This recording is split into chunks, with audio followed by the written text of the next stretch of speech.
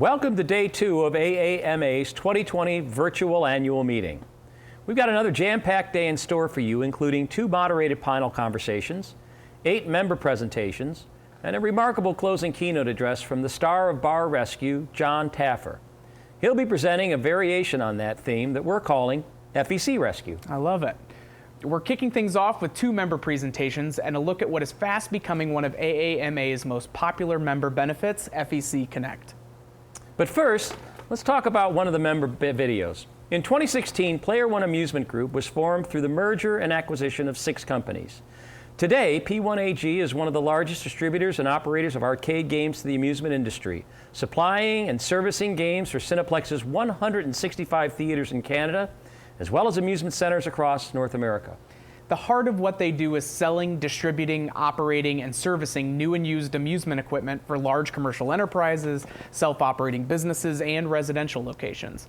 With over 37,000 pieces of equipment operating in more than 3,800 locations and growing, they're the one player that can deliver a winning solution for any size business anywhere in North America. That is a big route. That is a big route. The second video is an introduction to yet another game from Raw Thrills. Those guys really were working through quarantine. No rest for the wicked. Yeah. The last video provides a glimpse into what FEC Connect is all about. In January 2019, AAMA held our first FEC Connect event at George Smith's Bonkers FEC. Part of the day included a behind-the-scenes tour of their soon-to-be-opened In the Game, which happened to share a parking lot with Bonkers. 3 more FEC Connects were held in 2019.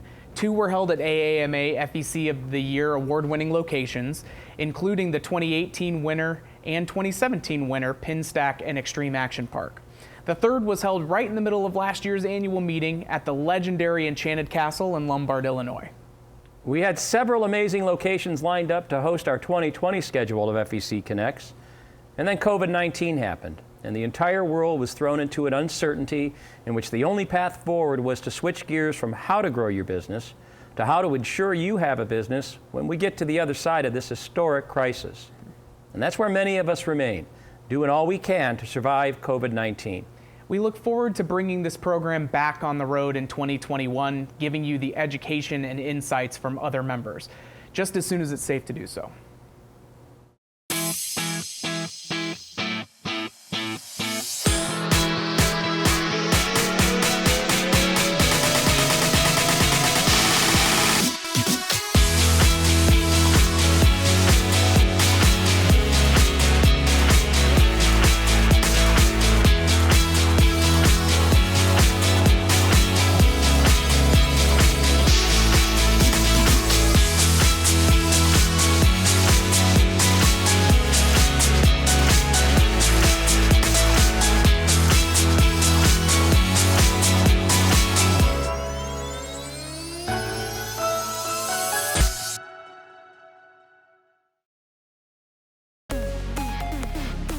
Raw Thrills brings Bust-A-Move Frenzy to the big screen.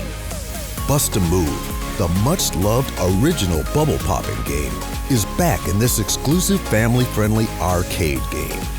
Bust-A-Move Frenzy features all-new 2-player co-op frenzy play. It's fun for everyone with Match 3 style puzzle gameplay on an incredible 10-foot tall LED screen. It adjusts to appropriate difficulty curves per location. There are 2 seated player positions with reliable force feedback bubble shooters. Ad mode allows up to 4 timeable full-screen advertisements. And the 60,000 LED lights attract players like a magnet. Bust-A-Move Frenzy is both competitive and collaborative. Players are mesmerized by the multiple levels, bonus points, power-ups, and other exciting game features. The fully interactive RGB color rotating LED lights also illuminate the seat and pedestal, maximizing visual effects like large explosions, coining credits, jackpots, and awards. It's time to send players of all ages into a Bust-A-Move frenzy.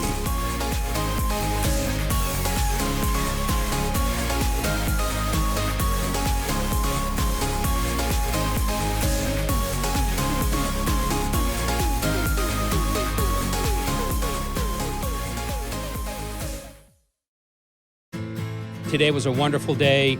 We got to talk about our trade association to a bunch of FEC operators here in New England.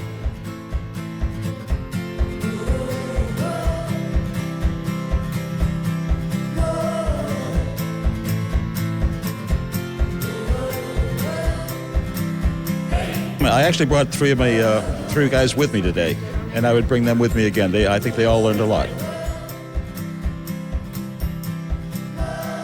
We had a great time. I love the networking part of it. It was good. You get to meet a lot of people that you haven't been able to put a face on yet, and just exchange business cards.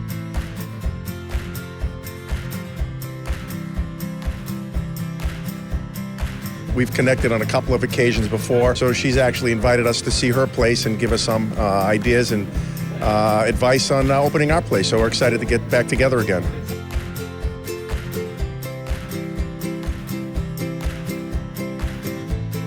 I'm here for a little education and to make a few new friends, and for the lobster bisque, which was outstanding today, by the way.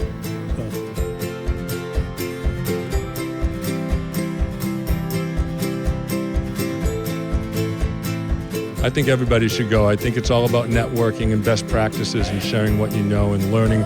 And the best part about it is the networking. All the people I've met and all the people that I hope I meet in the future. Absolutely. It's a fantastic event, and again, the networking is priceless. A lot of heads nodding and smiling faces. It was a really good day all the way around.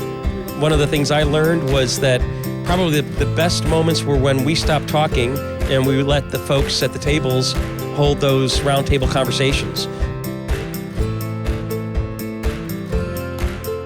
Fantastic. Definitely worth it and recommend it. The networking, and this is what this is supposed to be about, is trying to get people together in a way that supports your business. Learned a ton, learned ways that we could potentially help out this customer base, so it was great. I learned a lot about FEC today, and it was a great experience, and looking forward to joining. You got to join. It's all about networking and knowing the people in your industry.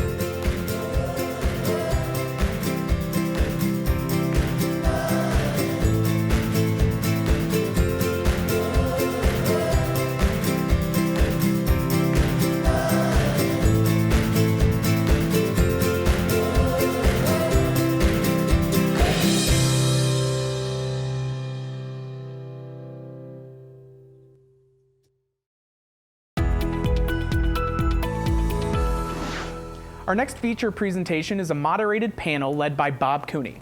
Bob sat down with Elizabeth Rizzuto, the marketing director for the 2018 AAMA FEC of the Year Extreme Action Park, and Craig Buster, the general manager for the 2019 AAMA FEC of the Year Coconut Bowl Wild Island Family Adventure Park. And that's a mouthful. What comes through is their authentic belief that we'll come out of this crisis bigger, bolder, and better than ever before. Their determination and commitment to succeed is inspiring and contagious. While others might be wallowing in their tears over what COVID-19 has done to their businesses, these two are saying, we got this. And I, for one, believe them. Let's see what they have to say.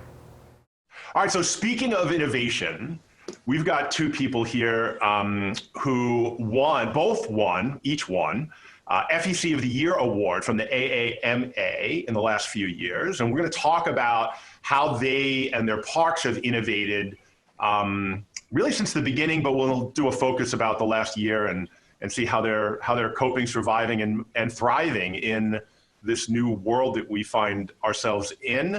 I want to welcome Craig Buster from Coconut Bowl and Elizabeth Rizzuto from Extreme Action Park. Thanks for joining. Thanks for having us. Thank you, yes. So let's start with Elizabeth. Give us just a quick background. How'd you get in this crazy business, and how do you find yourself here today? So it's a funny story. I've been in marketing for several years. I've actually been at the Extreme Action Park for 9 years, even though it's only 5 years old. Imagine that. I started there when it was extreme indoor karting, and got to be part of all the transition and changing to make it what it is today. prior to that, I was in the auto industry working with sales and business development and marketing. So the theory was, is as long as it had wheels, I could sell it. So that's how I kind of got into the entertainment attractions industry, and I absolutely love it. Awesome. It's been an awesome experience these last 9 years. Awesome. So, yeah. What about you, Craig? Let's see here. I've been in the industry for 27 years now, actually. I have a funny story of how I got into the industry. Originally, we had just 3 outdoor go-kart tracks and a couple little miniature golf courses and a water park. And I knew the owners. They brought me on. They said, we just need you to work for us. I had no clue what I was doing. Worked on the go-kart track for about 2 weeks. And I said, these guys are ripping you off. And he goes, what do you want to do? I said, I want to fire them and take their job. So I did. I fired my 2 bosses and I took their job, and the rest has been history. And I've just kind of continually moved through the ranks and expanded our facility numerous times. So that's amazing. Sounds familiar. So let's just stick with you for a second, Craig. Tell us a little bit about the park. Like, it started out as both looked like they started out as karting centers and have now exploded into massive FEC operations. How did that happen, and what are they? Well, let's see here. So we started back in actually in 1989. We built the water park that is still with part of our facility today. And then in 91, we built our outdoor miniature golf courses and our outdoor go-kart tracks. And then in 2001, there was a building vacant next to us, and I said it'd be really cool to put in bowling lanes. I knew nothing about bowling. I thought, how hard can that be? It was a lot different than I thought.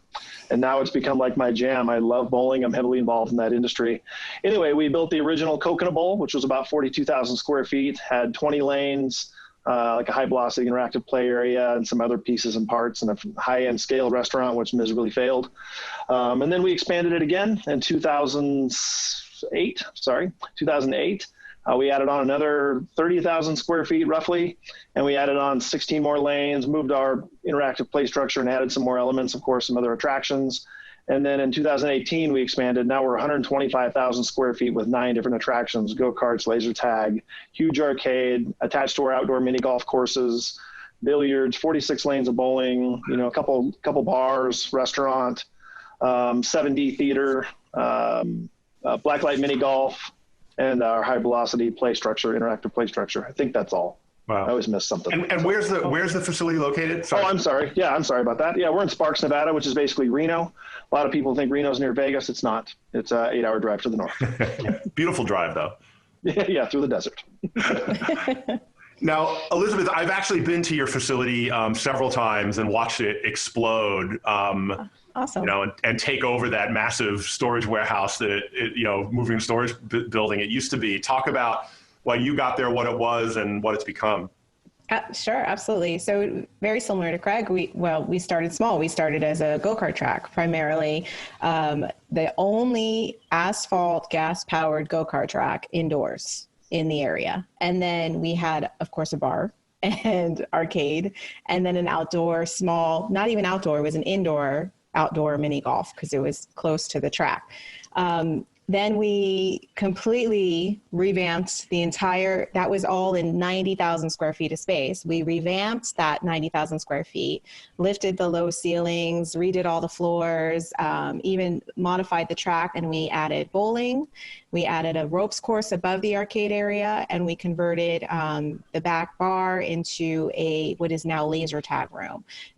Just unbelievable. So 90,000 changed, and then 2 years later, we adopted the next door, another 130,000 square feet, and we built this beautiful arena roller skating rink. We have a trampoline park. We have, at one time, we had an auto museum. We have also, like you, XD Dark Ride.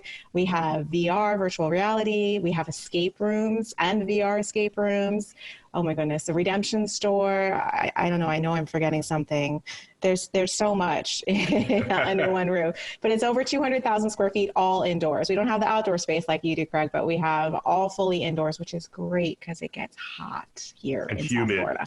Oh my gosh. And it rains. and if it's sunny in the morning, it's raining in the afternoon. So we love it because it's, controlled, and it's a great space. We originally built it up here in a business district because it was built for team building, and it has just grown into corporate team building and family entertainment. It's a beautiful facility. I'm so glad you had a chance to see it. So So we're gonna touch on group sales. So I think that's one of the areas that people are struggling with right now in the pandemic, and it's been slow to come back. But before we do that, Craig, I want to hit on something you talked about, which really, I think it's to the heart of innovation. And you said food, and you said you did a high-end restaurant early on that failed. And I think that food and beverage has become entertainment in and of itself in the millennial generation, right? And so it almost now has gone from an experiment or nice to have to it feels like table stakes in our industry. What was your experience with it? What did you learn? And what have you done now to actually, to make it successful? Well, we've always had a snack bar or grill. And then, of course, we had the high-end restaurant, which was called Smoke and Marlin. We had chipinos and high-end steaks and halibut and all kinds of things. And we just flat out, it failed because we didn't hire the right people, to be honest with you. You got to really have the right person in there to make it happen. The advertising was on point. We got everybody there, 2.5-hour wait first weekend, and service just failed miserably. And we just couldn't recover from that. It was really a challenge to recover from that. Culture is important to us at our company, and they didn't fit our culture too well. So we tried as hard as we could for about a year, lost a lot of money. And then we said, well, let's go to our demographics. So then we opened a place called Spaghetti Joe's. It's a family-style restaurant. Serve everything pasta, family-style. Figured home run. Failed again. It just didn't work. I think it could be our location. People think, I'm going to come to a bowling alley and eat nice food. Reno Sparks isn't as progressive as some of the other cities across the nation. We're a population of 400,000. It just didn't work. So then I went with what we know best, and it's now Blacklight Mini Golf, and it's been crushing it. There's the story of that. You have edible golf balls, or no. So yeah, we learned that restaurants are a beast. Our grill, our Water Dogs grill, is pretty solid. We do a lot of food, but we've also taken that and we've turned it into, we have a really large catering and buffet program we do here for corporate events. Not right now, but we did before the pandemic, of course. That became very, very strong, and we've constantly updated and upgraded our food quality for sure. Yeah, and Elizabeth, I know you guys have a couple of restaurants there, and then you have that arena, which is like the hybrid. I'll let you describe it, the hybrid skating area / event space. So I know food's a big part of your facility. What's the journey been like, and where are you guys now? What have you learned?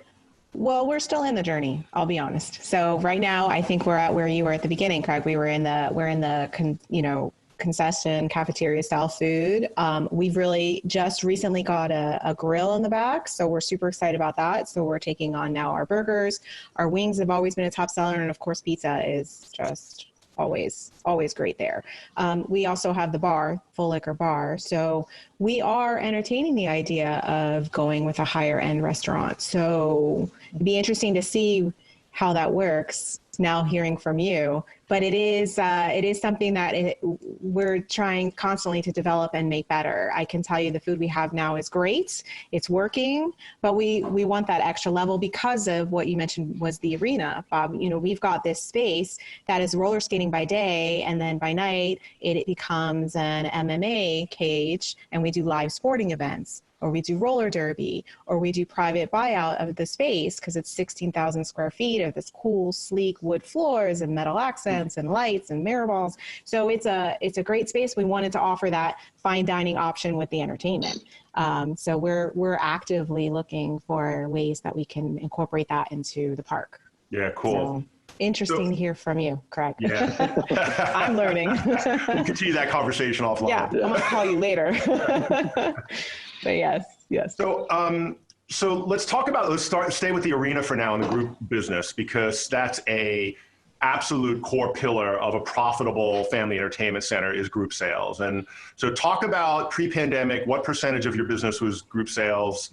Start with you, Elizabeth. What's happened to it, and what are you doing now to kind of recover from that, and how are you addressing that challenge?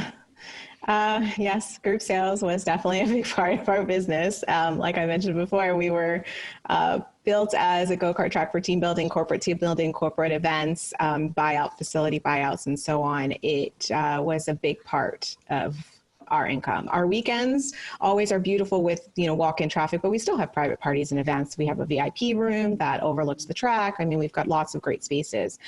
How it's changed, I think like how everyone else it's changed. Overall our business dropped down to 26% the first month we opened, but we've gradually been increasing. We're at, right now we're trending towards 66% of our business.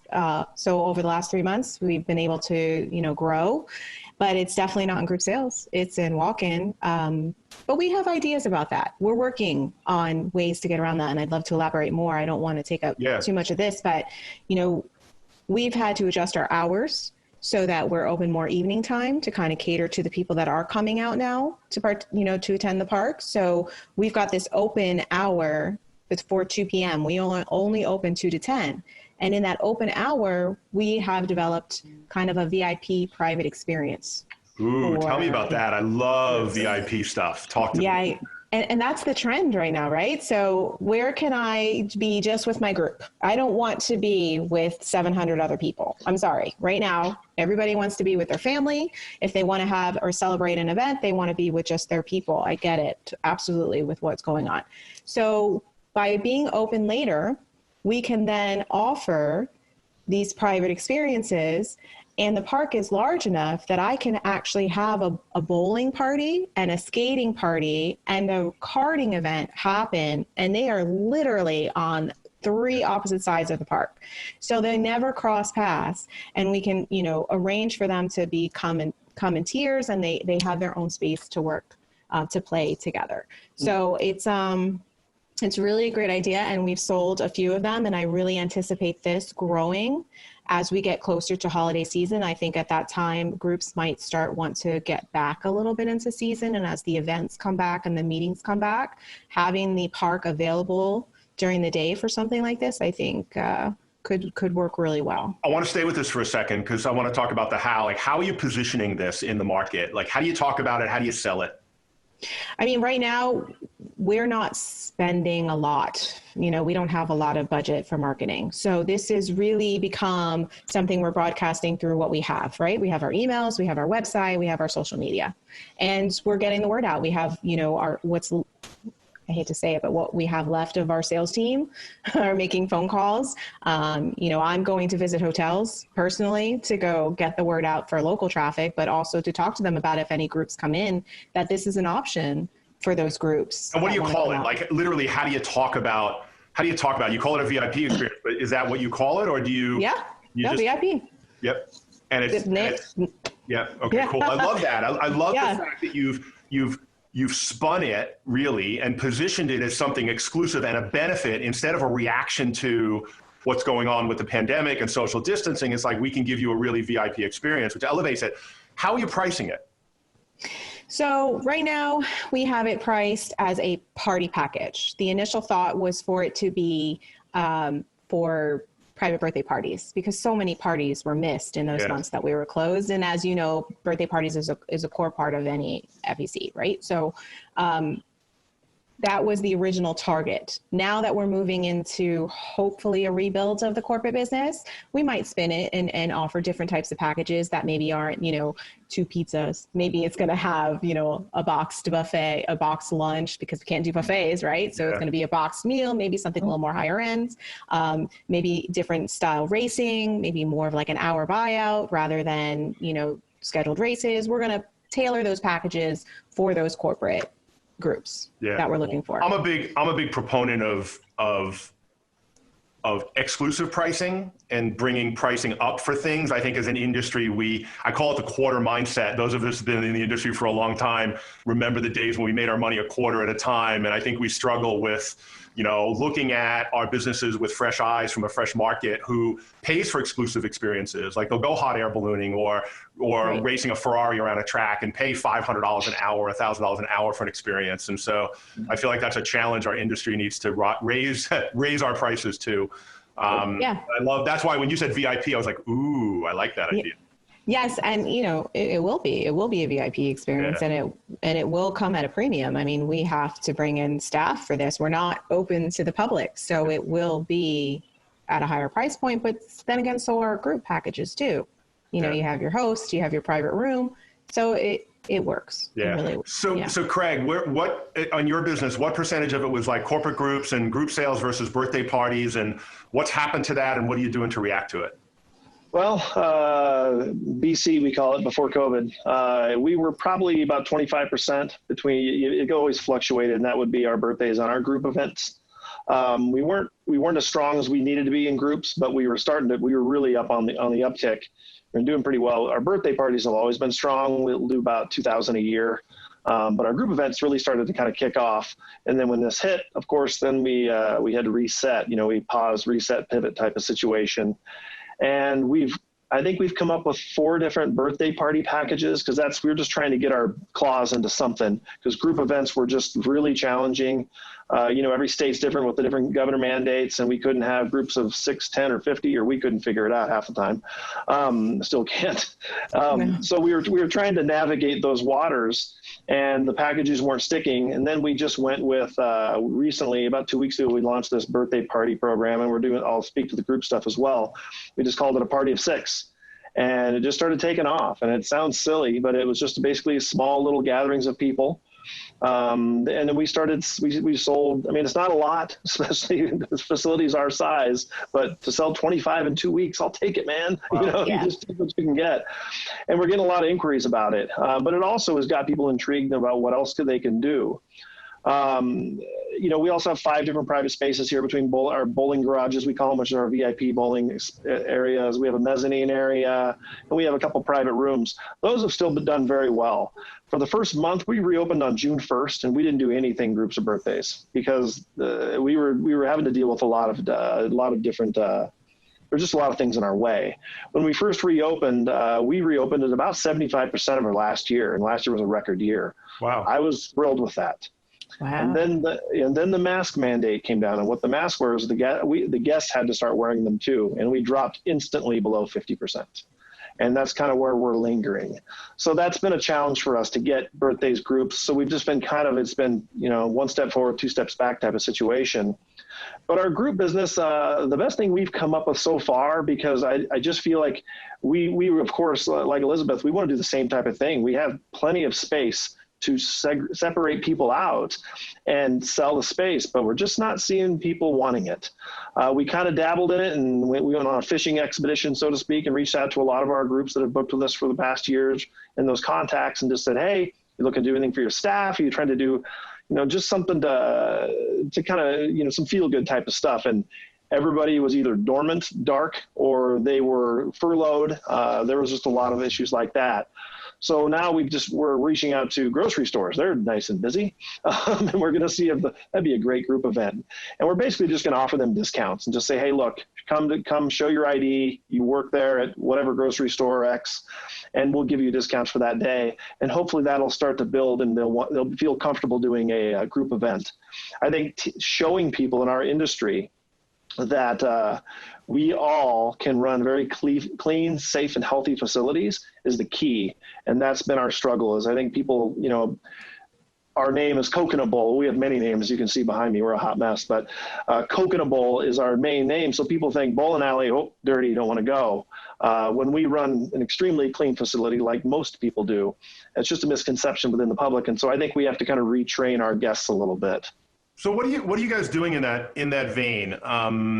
There's been a lot of approaches to how facilities are communicating their hygiene standards, I guess I'll call it, into the marketplace. What have you guys done? What's worked? What hasn't worked? You want to start, Elizabeth? Yeah. I was going to say, I'm ready when you are. Yeah, you go. Go ahead, Elizabeth. I'm actually quite proud of this. Our team has done a phenomenal job with the cleaning and the sharing of and displaying of it. We made these awesome signage because our county required lots of signage right? Their signage, but also we had to publicly post a lot of things. So we made it fun. We made cartoon characters that have safety clean vests and masks. And we put those all around, and we put little reminders at each of the attractions about this is what we're doing to keep you safe. And this is, just a layout of everything. And then we put it on our website, and then we made videos, and then we do video clips and we put them out socially, and it's all resourced right there, live online for anyone to see. Plus when you walk in, it's clear as day to see. And then the best part is, and I see so many places doing this as well, is, our cleaning crew used to hide in the background. I literally put light gray color t-shirts on them so that they would not interrupt your experience at the park. They were always hidden, and they were discreetly cleaning tables or doing stuff. So we've always been clean. I assure you, we clean everything. You have to. There's families, there's kids. You have to clean. And now I put a bright colored vest that says Extreme Clean Team, and they are forward facing, in your face. If you want an extra cleaning, we even have signs that say, do you want extra cleaning? Ask one of our, clean team members to help you. Yeah. And they will come over there and they will wipe that machine and they will wipe that table, because now it's not clean unless you see it clean. And that's okay. We're doing it right in front of you now. It's fine. We've got cleaning bottles and rags everywhere, which would drive me crazy before, but we're doing it now in front of you because I understand, you want to see that it's been clean. And it's really made such a big difference. They've done an amazing job. There's a clean team member in every department, on every shift. And, we do dances, we do TikTok videos. I mean, we do everything we can to show people we're doing it. In fact, our reviews show it, because the feedback has been, you're too clean. We had one complaint, a 1-star review. We're too clean. We're OCD about cleaning. I said, I'll take it. Can you tell your friends? Can you please tell all your friends? I would love for you to tell everybody. I love the branding of the clean team, making them visible, putting a special color shirt on them, front and center. I think that's brilliant. Well done. Yeah. Works great. How about you, Craig? What's been your best learning around the whole hygiene theater thing? Well, Elizabeth has done a far better job than we have. We're doing very well, and our place is clean, but she's got some great ideas that we might use. I don't know. Anyway. That's why we're doing this, right? Everybody should use them. Best ideas, man. Best ideas. So signage everywhere, of course. We added a lot of new signage. The mask mandate in Nevada is very challenging. They have what we call the Karen hotline. Hopefully it's okay to say that, but basically our governor created that, and you can just call and complain. Like, if Bob doesn't like me, he can call and say that we're not enforcing masks and we're not clean. They won't come check. They just send you a letter. After a couple letters, it makes things a little challenging for you. It becomes monetary then. But we have signs everywhere when you walk in. We will give you masks. We have tons of masks everywhere. We also have face shields. Our cleaning protocols for every attraction are a little bit different. We don't have our people front and center like that. They're out and about, but we do have somebody wandering the entire facility, constantly cleaning. And they start at the doors. Guest experience starts in your parking lot, right? And then it starts at the front doors. So we have somebody wiping off every door handle, and they move to the next door handles and the next door handles, because we have 3 entrances. And then they hit every restrooms, and then they basically repeat. And they do that all day long.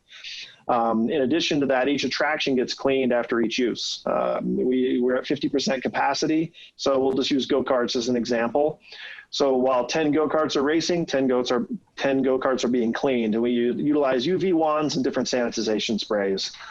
We have stickers everywhere on every single game. There's stickers saying we have an arcade attendant that goes around, and all they do is clean games all day.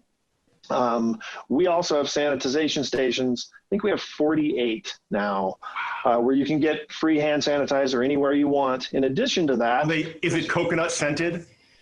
No, but we do have coconut. We do have coconut scented lane oil. So our place always smells like coconuts. Awesome. So you always know when you came home from work, you're like, gosh, it smells like coconuts. Anyway, so we have little disposable like paper towels and squirt bottles in numerous areas, so guests can clean, whether it's golf clubs, bowling balls, whatever it might be, so they can feel a little bit extra safe. Even if everything's been cleaned and sanitized and ready for them, they might want to do it additional, and that's fine with us as well. How are you getting the message out there though? Because like the people that come in, by the time they get there, they've already made a value judgment that risk reward, I'm going, right? And so the stuff you're doing there is good, and hopefully that spreads the word virally. But have you guys found a great way? I noticed, Elizabeth, you mentioned TikTok videos, which I'm sure blew some people's minds. And for those of you that don't know what TikTok is, figure it out, because all your customers are on there all the time, at least while it's still available. Right. And so what are you doing to get the message out there, to get the people who are on the fence, who aren't coming in, to say, oh, wait a second, we can come back? Well, I'll speak to really quick, just to kind of finish off. What we did was before we even opened, we were still closed at that point. We created reopening procedures for our water park and for our family entertainment center. Each one was about 17 pages, and we presented it to the health department, which we already had a very good relationship with. We were very strong with the health department, and that's key. I think, your business culture, relationships, this is when this is going to pay off, and this is when you need time to cash in. And when they actually created the mandates and some of the rules, they utilized some of our verbiage from our reopening procedures. So after we did that, we kind of thinned it down. We put it on our website, and then we just started blowing it up on social media saying, we know people are nervous, because we knew about 50% of the guests were just ready to come back. And then it's that probably 25% that are kind of on the fence, and the other 25 just aren't ready to come back right now. And that's fine. I respect that. So we really wanted to go after that 25%. We knew the 50 would come. We wanted to go after them. So by action speaks louder than words. Here's what we're doing. Come on in and then show. And then, as Elizabeth said, we've had quite a few reviews since then, like, man, these guys are doing a great job. Their cleaning procedures are over the top. One lady actually said something similar, said that it's a borderline annoying, and I'll take that all day long, man. All day. Yeah, all day. So, and that's on our website still to this day. You can just click on safety and health. And what we found was, when we reopened our facility, 28% of our web traffic was going to that web page. Wow. So that shows that people wanted to see that. Yep. And it was just pretty short and sweet. Just here's the bullet points of what we're doing. If you have any questions, contact us, and we've had pretty good results. Yeah, I think that's amazing. And there's silver linings to every dark cloud, right? And one of the ones from this is, historically, the industry, some parts of the industry have had a challenge with, just operating a beautiful, clean facility. And now, corporate Darwinism is going to factor into this, and the companies that survive this and thrive into the future are going to raise the standard for the whole industry, probably forever, because we're developing new habits and new operational things that are going to get built into the cultures of our companies. And I think what you guys are doing is fantastic. So well done. Thank you. One thing I've noticed, I was actually on one of these panels, and someone had asked, the things that we're doing, innovation and the way, what do you think is really going to last? What's going to stay? And immediately someone answered, and they said, masks will probably go away. They will. Yep. But the cleaning and the sanitizing, that will stay. And I think that's okay. That's it's always been there, but now it's just more so. And that's not a bad thing that everybody washes their hands more, and So what else? All right, so let's dive into other areas of innovation. And so I want to start here. I think historically in the industry, a lot of innovation has been at the manufacturer supplier level, right? Waiting for new games to come out, or new speed tracking systems for go-karts, or whatever. And so how do you guys view innovation from, like, who's responsible for it? What are you guys doing at the operator level to innovate? And then I want to talk about any collaboration that's happening between the operator and manufacturer supplier relationships that might have changed during, this new period that we're in. Who wants to jump into that? Go ahead. Or I'll go. Okay, those are a lot of questions. So let's start with operator innovation, right? Yeah. So I can say prior to COVID or BC, what we did was we had already started developing, for a problem that we had previous to this, our self-registration kiosks. As you know, when you have anything like go-karting, there's waivers system involved, and a lot of guests need to fill out these waivers and sign permission and so on. And it just became cumbersome with just so many computers. And then now they have to go to the counter and pay, and they couldn't pay. So we developed and customized with our, believe it or not, our track timing system to create a self-registration and pay kiosk. And we loved them so much, we put 25 of them in the venue. And they're amazing. We have them all around the park, and they kind of, you can, once you're done at the front with the registration, then throughout the park, you can re-up and make purchases at each of the attractions. Maybe you didn't want skating at first, but then you got to the arena and said, oh, I want to go skating. So you could do it right there with your card. So that was a great example of innovation with a manufacturer, with one of our vendors to develop. I mean, we went and customized and built these kiosks, everything to a T. So I think that answers that question. Now, so let's stay with that. Let's stay with that for a second. And so what was the problem that you were trying to solve? How did you become aware as an organization that it was a problem? And then how did you get to the solution internally or? Okay, so there was basically a crowded line at our entrance to these 8 computers, touchscreen computers that we had. That was our original registration system. And it was literally one line out the door to register and then another queue line in the front to pay and buy what you wanted to buy. I mean, it just became a sea of people in the front of our park, and everybody couldn't wait to get in to get past that point. We don't want. Were you getting complaints? Were you getting complaints and stuff about that too? Oh, of course. Yes. I got to wait 20 minutes here and then another 30 minutes there. And I'm not even in the park yet. And then now there's a 4-hour wait to go-karting. What? Wait, what do you mean? So yeah, we had to figure something out. And like I said, we developed, something that worked, and then we put it everywhere, and it has absolutely helped. And now in this era, during COVID, self-registration and pay, I don't have to talk to anybody. You could just wipe the screen before I use it and wipe it when I'm done. Amazing. So this actually helped us moving forward through this whole kiosk registration system. We have one line. And of course, if you have a problem, our attendants are there to assist you. And you can always go to guest services anytime, or we still have our ticketing station for people that, want to go speak to somebody, of course. What I can say about it is now, so this is interesting. So our park is pay to play, right? There's no admission. So you walk in, and normally guests could walk in and go to the bar and have a drink and watch a game, or they could go straight to the arena and watch people skate. Like, it was open, it was a community center. We didn't really control that. Well, with the new capacity rulings and the changes, how do we control people, right? So we had to funnel them in through the entrance, and we basically funneled them to the kiosk.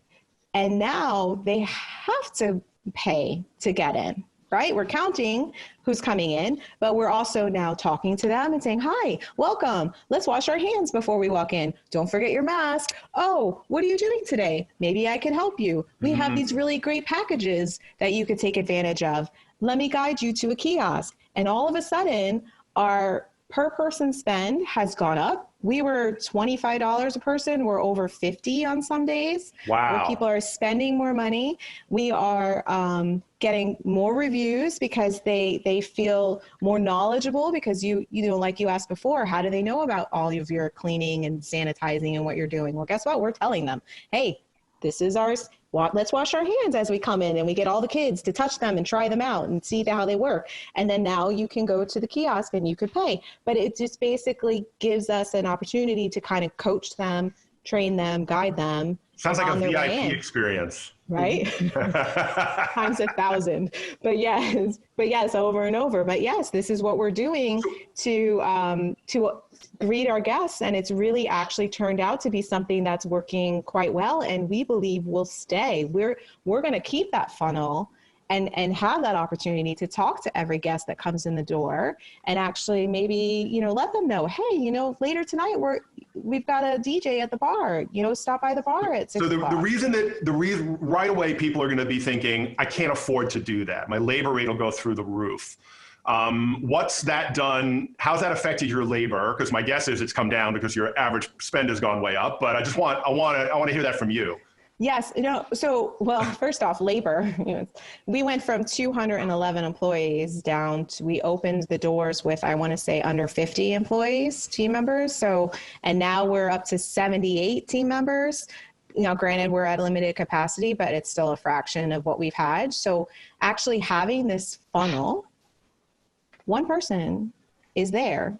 They stay 6 feet apart. She's got plenty of time, or he's got plenty of time to address each person. We've got 2 by our banks of kiosks that help. So it really, and then less behind the counter because less people are going to the counter. So it kind of evens itself out. Yeah. Like I said, we're fortunate our area can be funneled like that. We have one main entrance, so it's working. But yeah, and then spacing them around. But we're working on a fraction of a team as it is right now. I think we all are. Yeah. I was thinking labor as a percentage of revenue, though, on a certain shift. Like when you're, is it gone way up? Is it gone down? Is it stayed about the same? Okay. No, so it's gone down because our revenue's gone up. Yes. Yes. Sorry, missed that point. That's what I should have that question. Yeah. So I really appreciate that. Craig, what's your viewpoint and what on innovation? Where is it happening in your organization, and has any of that happened in coordination with a supplier or vendor or manufacturer? Well, honestly, we're very similar to what Elizabeth is doing. We were already about to launch a new app through our game card system, and we were in the process of doing that, and we're almost there. And basically, you'd be able to load a game card and buy any attraction on that app, and you just come in. You don't even have to talk to anybody. The original intent behind a lot of this was, to be blunt, to minimize labor. A facility like ours, we have 3 different desks, 3 different openings, and I was just trying to bring that down as best we could. Our ultimate goal is for somebody to walk in and you really don't even have to talk to somebody. That's really what our ultimate goal was.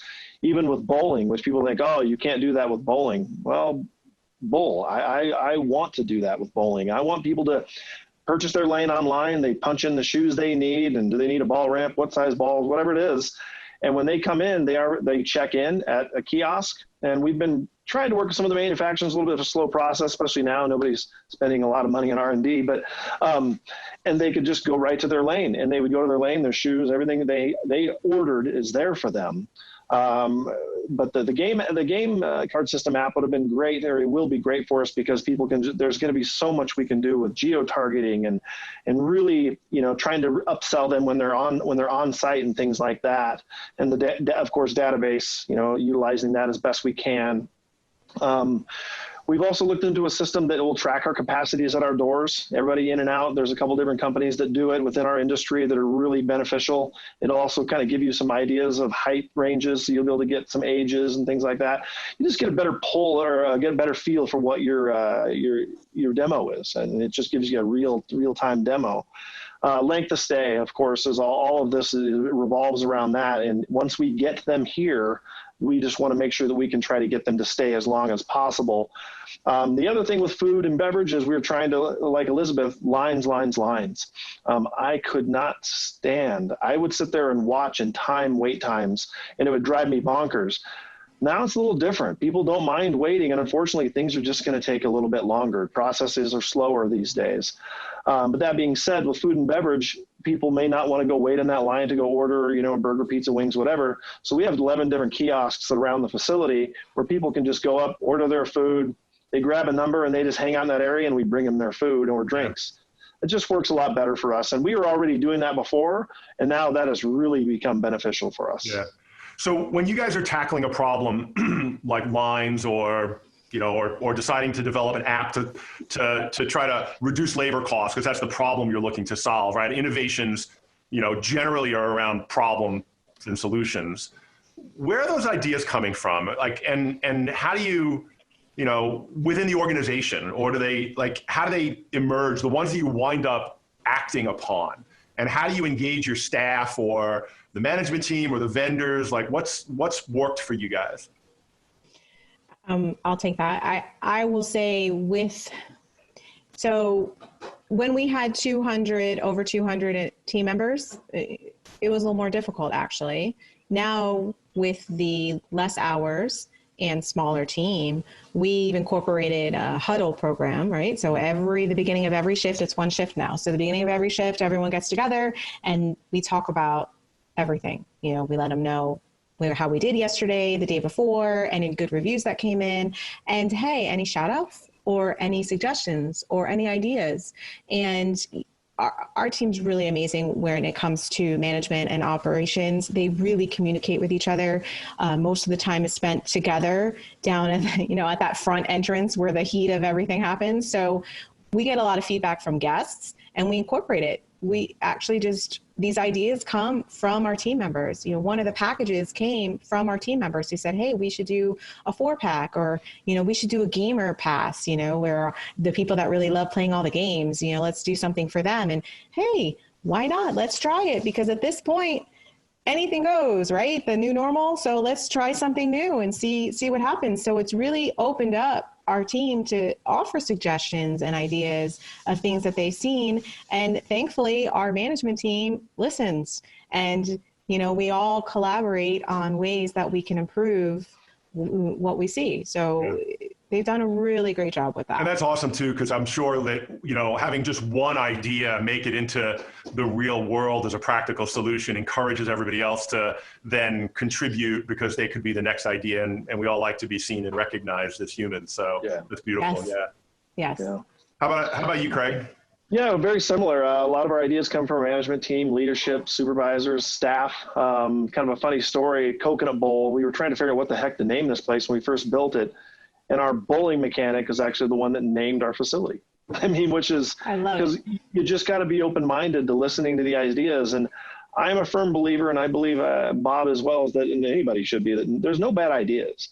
Throw it at the wall, see if it sticks. And even if it all doesn't, you may take a chunk out of that and go, wait, the whole as a whole, it's not a great idea, but we can take a piece of that and turn it into this, and it morphs into that. And we have had nothing but great success. When you've got people that, our team is not to sound like Elizabeth constantly here, but they're amazing. They've worked here. I've been here 27 years, and our average manager, and there's 20 of us, they've been here 16 years now, I think. So, it's just, They don't leave. It's just culture. And we want them to take ownership in their department. Get everything done in your lane, stay in your lane, and really focus on that, but also help everybody else out. And to speak to the other thing, Bob, you talked about with, reaching out to manufacturers and trying to work with them. I think people, you got to get involved. You have to get involved in this industry, educate yourself, talk to your peers, talk to other people, and poke the bear, poke your manufacturer a little bit once in a while and say, hey, we would like this. And if they start hearing that from enough people, they might create that VIP bowling experience or help you, make some tweaks to an app.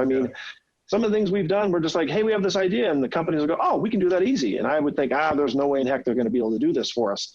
But you can't hurt to ask. And if enough people speak up, most likely the manufacturer is going to say, there's a need for this. We got to do it. I talk to a lot of suppliers in the industry and manufacturers, and one of the things that, nobody's buying anything right now. Right. And so, but they want to stay relevant. They want to stay in the conversation, because when things come back, which they will, I think we're going to see records broken as far as the amount of business done, maybe in 2021, hopefully in 2021 across the board, because of all the pent up demand from both consumers and then operators for new attractions. And, I'm just like, this is the time to be having those conversations. You've got plenty of time. Turn the sales conversations into listening Well, sales conversations should be listening conversations, but that's another subject. But, let's have those conversations, and hopefully at this event that's happening, because this is a great event to bring, suppliers together with distributors and operators, and hopefully those things are happening. And if they're not happening after this, you watch this video, let's figure out how to network and communicate and share ideas. So,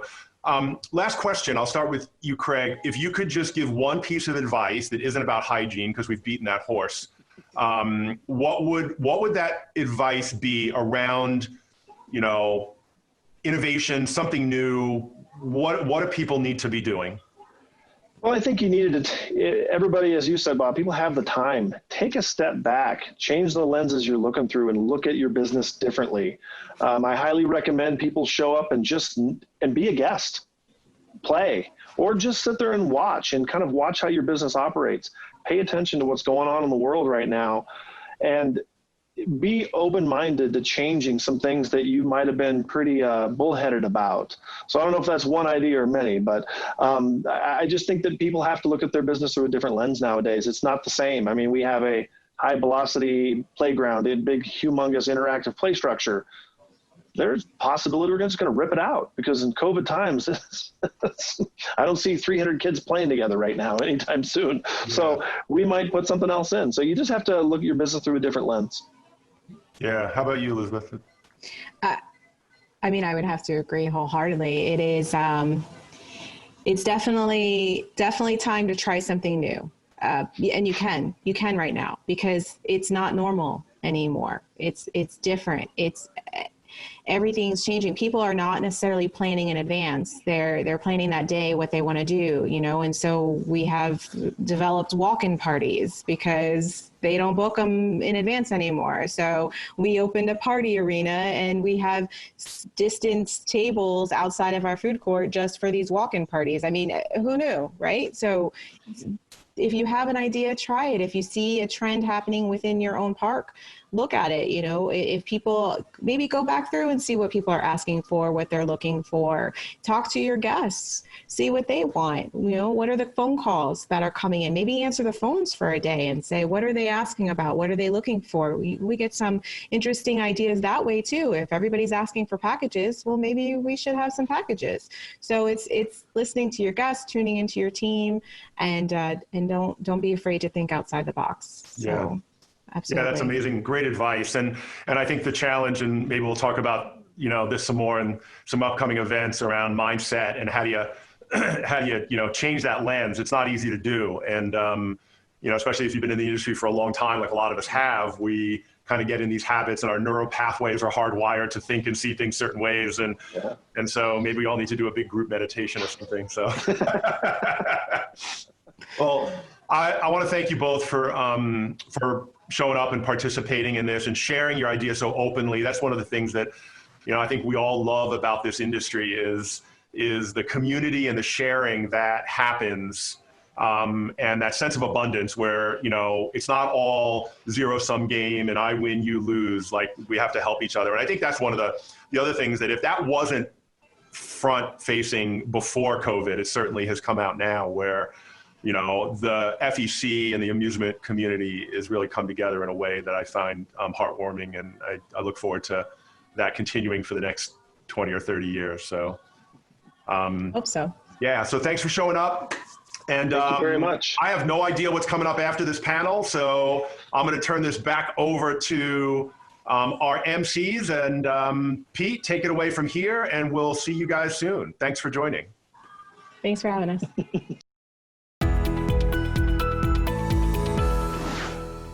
With operators like those two, I think it's very safe to say our industry does hold a bright future. I couldn't agree more, Russ. Up next, we see an organization answer the question, how do we want to occur to our employees, customers, and community? And after that's determined, who do we need to be in order to fulfill these expectations? Now, that's heady stuff for sure, but I think you'll see they found the answers. If you're ever fortunate enough to find yourself 30 miles outside of Green Bay in the little town of Pulaski, Wisconsin, make the detour to visit Baytech Entertainment. You'll leave inspired knowing that you're part of an industry that does so much more than just make things. We make smiles. A worthy endeavor to be sure. Following Baytech's presentation, we're giving you a look at the positive differences the American Amusement Machine Charitable Foundation makes in the lives of children and families in need, all of which is made possible through your generous donations. Let's see what Baytech's up to. When we first started, we were Northeastern Wisconsin Electronics. So Dad and the three partners, that was a partnership, not a corporation. And then in 1977, when we went to incorporate, we were going to become Bay Technologies, and that was taken in the state of Wisconsin. So that's why we have a K at the end of Baytech, was going to be B-A-Y-T-E-C-H Technologies. So that's why the variance. My remembrance is that Jim Charlier, a good friend of Dad's, he was a pretty good artist. So my recollection is Jim did that as a surprise and gave it to Dad and Giles and Bob. So the four feathers were representative of the four guys in the band, or the ring tied them together. Yeah, Larry's got a lot better memory than I do. We had been doing lots and lots of different things as Baytech. So we had fishing lure things we were working on, and we had the napkin dispenser, and we had condiment dispensers, and we had all kinds of crazy stuff. And so we were missing, there was a lot of misses in that. And so we decided to focus everybody on games, especially the shareholders, and get our stuff together and keep our heads down in one direction.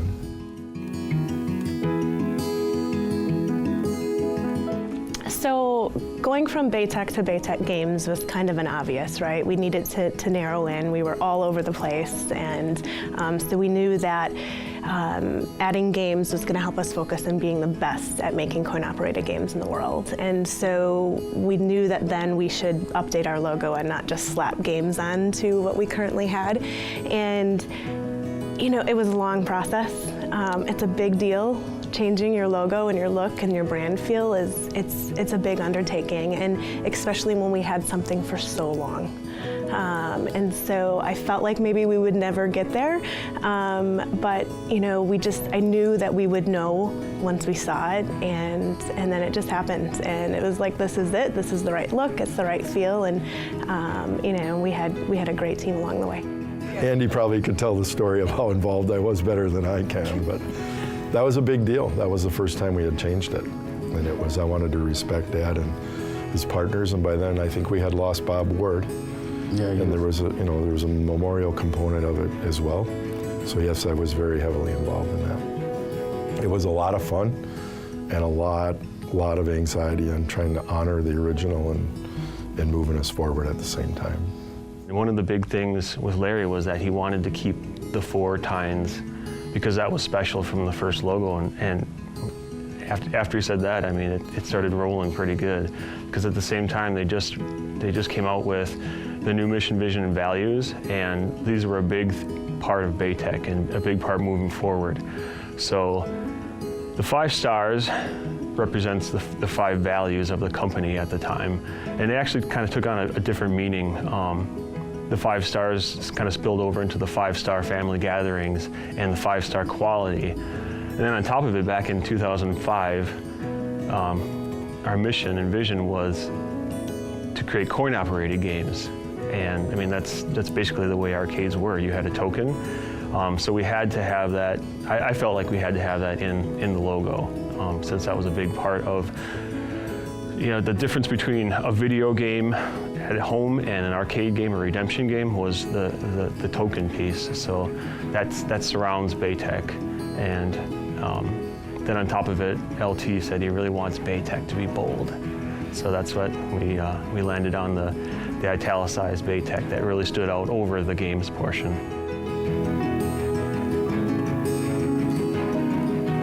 We decided a couple years after the logo to add the tagline, and it really is, it's what you would consider our brand promise, right? And so we hired a firm to come in and help us through that. We knew we wanted to have something, but it had to be special and it had to be meaningful. And so we worked with a company to help them. They helped us come up with what our competitive advantage was. And I love that journey and I love the story, because they asked, you know, a bunch of us at Baytech what we thought it was, and they asked our customers, and it was so funny. We were on the same page of, well, it must be our high quality, right? It's our 5-star quality. And they're like, nope, it's not that. And then we're like, well, then it has to be our 5-star customer service. I mean, we have the best customer service, and we support our customers worldwide. And they're like, nope, it's not that either. So we're like, great games, they make a lot of money, they're fun, and they're like, no, it's not that either.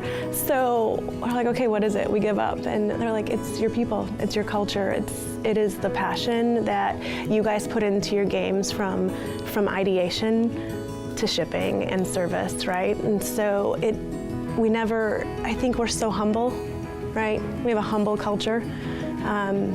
And so to think that our competitive advantage was us was, I wouldn't have ever thought that. So, and then we just you know, we had a couple different taglines that they worked with us on, and passion was a word that just stuck. It just stuck, and we knew, because it truly is. It's without our people, you know, we're nothing. And so it is the passion that every Baytecher puts in, and it's kind of even the term Baytecher, right?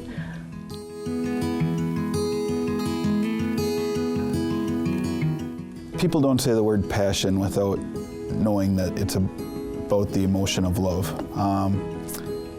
We don't want people to just really like their job. We want them to love their job. So passion should inspire folks to say, Baytech is a great place to work.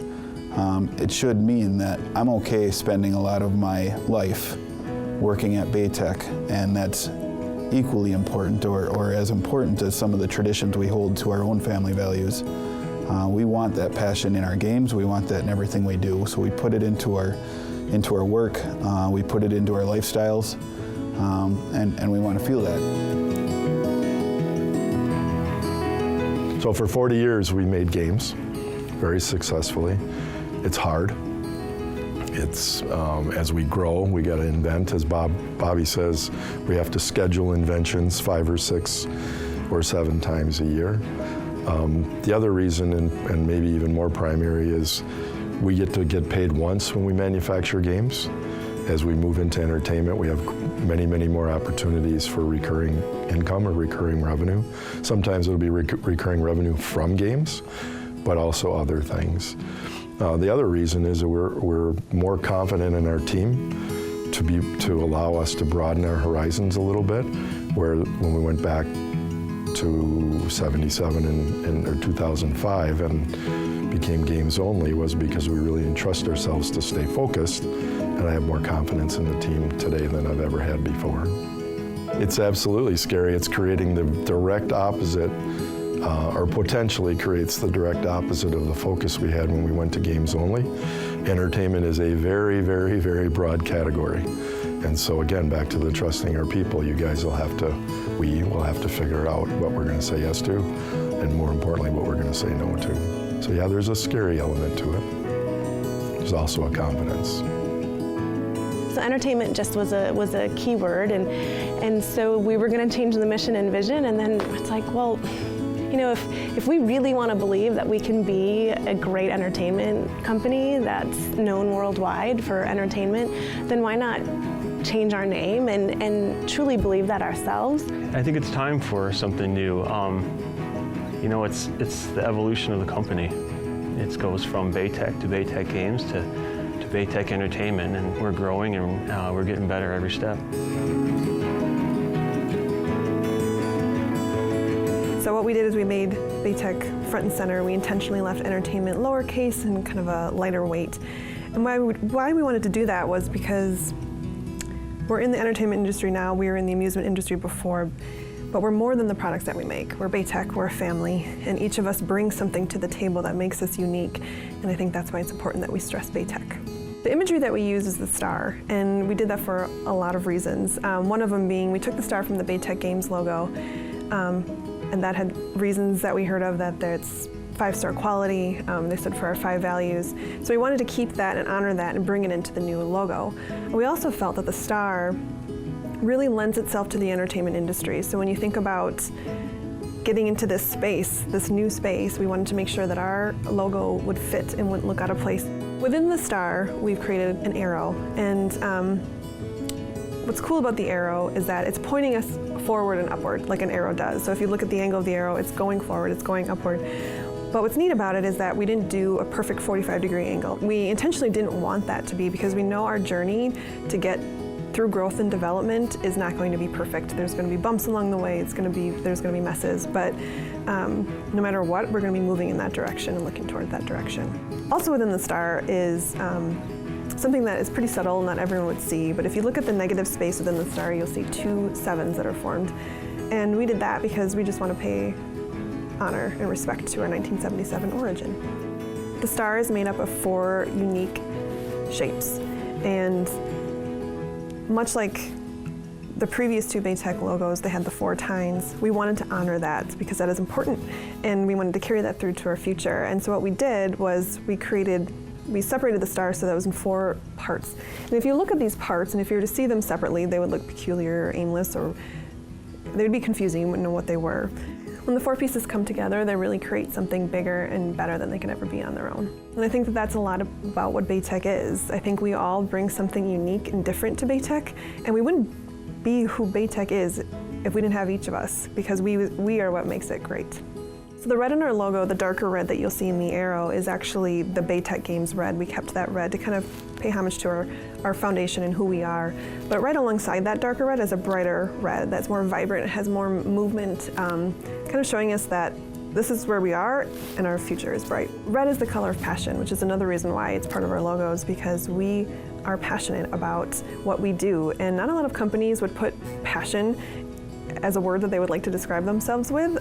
It feels a little intimate, a little personal, but I love that about Baytech because we're passionate about it, and we use our heart and we lead with our heart, and that's what makes us special. So the new tagline, there isn't a new tagline, we're keeping the tagline, but we have a new treatment for it to kind of keep in line with our new branding. And it's a very simple look, very clean, but what we've done is incorporated kind of a heart monitor line, so you can see kind of a heartbeat within it, because really that's what it comes down to, is our heart.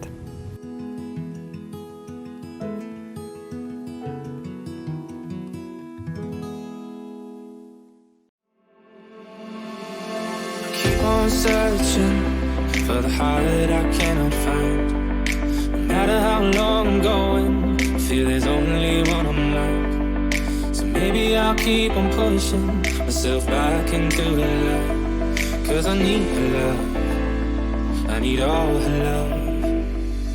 We had a river that was rolling, but then the waves came crashing down. And maybe I was too controlling, but I was nearly about to drown. Well, come on, forgive me, baby, 'cause I need you now. I need all your love, I need all your love. Come back, I need you like before. If I come, will you let me through the door? Who knows if I make it work for sure. But I found, yes I found, you are the cure. Yes I found, you are the cure. I keep on fighting for this love I'm falling for. No matter how long I'm going, I feel I'll catch you like before. So maybe I'll love her out like the way that she loved mine, 'cause I need her love, I need all her love. Come back, I need you like before. If I come, will you let me through the door? Who knows if I make it work for sure. But I found, yes I found, you are the cure. Yes I found, you are the cure.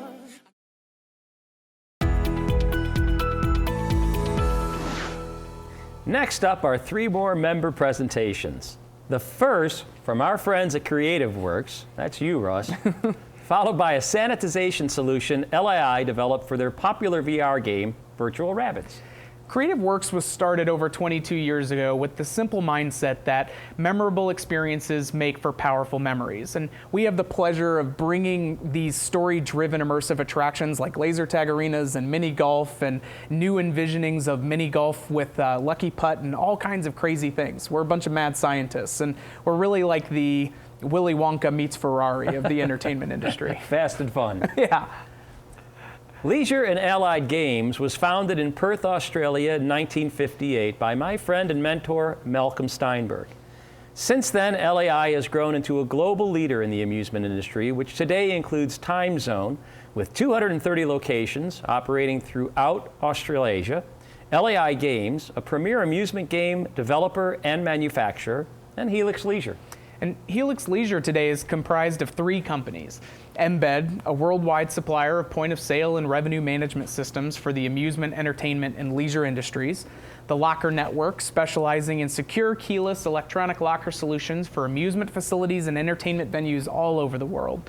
And Booking Pass, a ticketing and booking software platform dedicated to the attractions, tours, and entertainment industries. To say that they've done pretty well over the last 62 years, I think, is the understatement of the last 62 years. The last video you'll see in this segment is yet another one from that busy team at Raw Thrills. Those guys are definitely earning their pay. Let's roll the tape.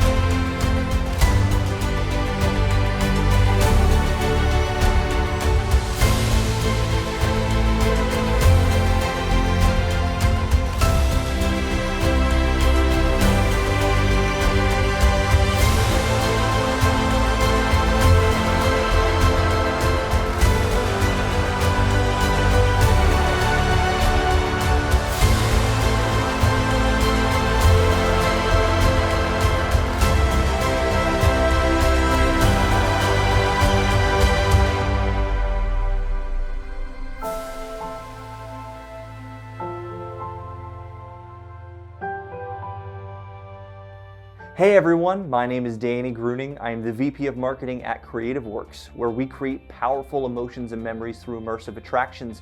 We help you get customers off the couch and into your center. We're so happy that you're here with us at the 2020 AAMA annual meeting and gala, being held virtually, because that's what these times call for. These times also call for us to be empowered with great tools, knowledge, education, and resources. And that's what you're gonna get at this meeting. You're gonna learn so many great things. There's a lot of valuable education that you're gonna use to better yourself, better your business, set you up for both short-term success, being able to survive through this pandemic, as well as long-term success on the other side of this to be able to thrive in the future. So thank you for being here. We're so happy to be part of an industry where people are willing to go out of their way to learn these kinds of things to help position their companies for success. And speaking of which, I have one more thing I did want to mention. If you want to keep the education going and build on the things that you're learning right now, we have another event called Amusement 360 coming up on October 6th through the 8th. It's going to be an amazing virtual event. It's free to register. We're going to have a ton of great content. So we hope that you take a chance to go check that out. Enjoy your time the next couple days, and we'll talk to you soon.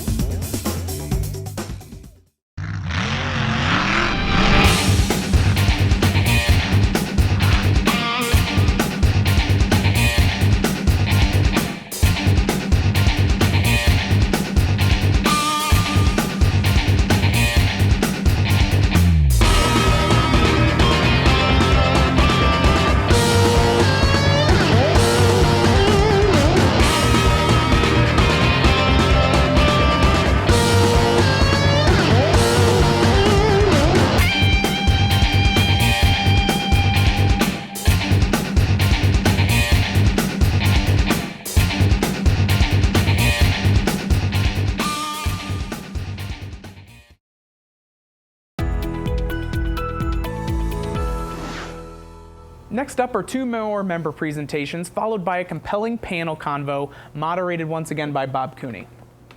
First up is a look at a product very few, if any of us, thought we'd need 7 months ago. A cold fogging machine to dispense biocide disinfectant within your facilities. Today, it's an essential part of your COVID-19 toolkit, and it's being offered by AAMA Global. Founded in 1938, AAMA Global is now in its third and fourth generations of family ownership. Starting as a humble coin-operated stamp vending machine company, AAMA has grown to a leader in the bulk vending industry with unique and licensed products for all ages. How many of you remember the first time you experienced Pac-Man Finger? My first time was in the game room at Bally Pinball. I played that game until my fingers were raw, taped them up, and went back for more. Apparently you weren't the only one. In its first year, the game sold over 100,000 units in North America, grossing over $1 billion in quarters. I'm pretty sure that would have created a coin shortage like we've seen today. I think you might be right. Today, Bandai Namco Amusements uses cutting-edge technology and advanced electronics to take their coin-operated video games far beyond traditional entertainment. Thankfully, they haven't forgotten where they came from. You can still get Pac-Man games in a variety of configurations, as we're about to see. After these two-member videos, we'll be showing you the second Bob Cooney moderated panel conversation, this time with representatives from 3 adjacent trade associations. Frank DeSocio is the Executive Director of the Bowling Proprietors Association of America. Jim McMahon is the Executive Director of the International Roller Skating Association, and Bethany Evans is the Executive Vice President of the International Association of Trampoline Parks. These 3 industry association leaders generously agreed to visit with Bob to share the steps that they and their members have taken to get to the other side of COVID-19. Like AAMA, these 3 associations were forced to cancel in-person events due to COVID-19. We want to provide them with a platform to engage their members because in the midst of this crisis, we authentically believe the entire fun and entertainment venue industry needs to work together so we all get to the other side. We hope you enjoy the following presentations.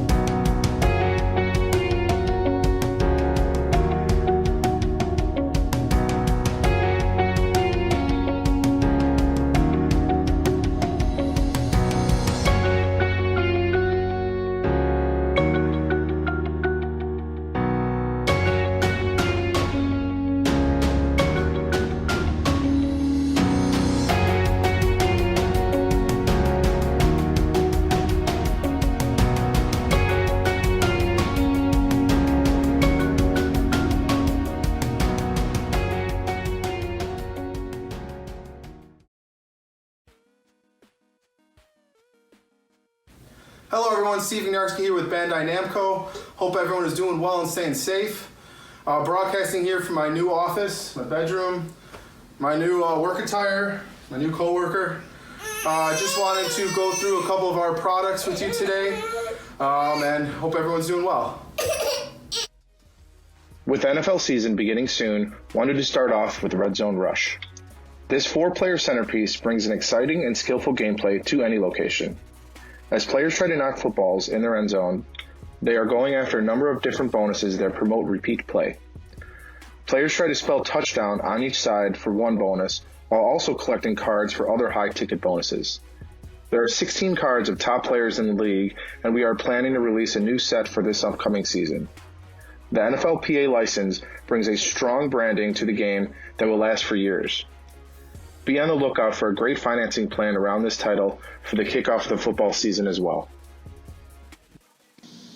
On the topic of financing, we are just at the end of offering some great plans for our DC pushers.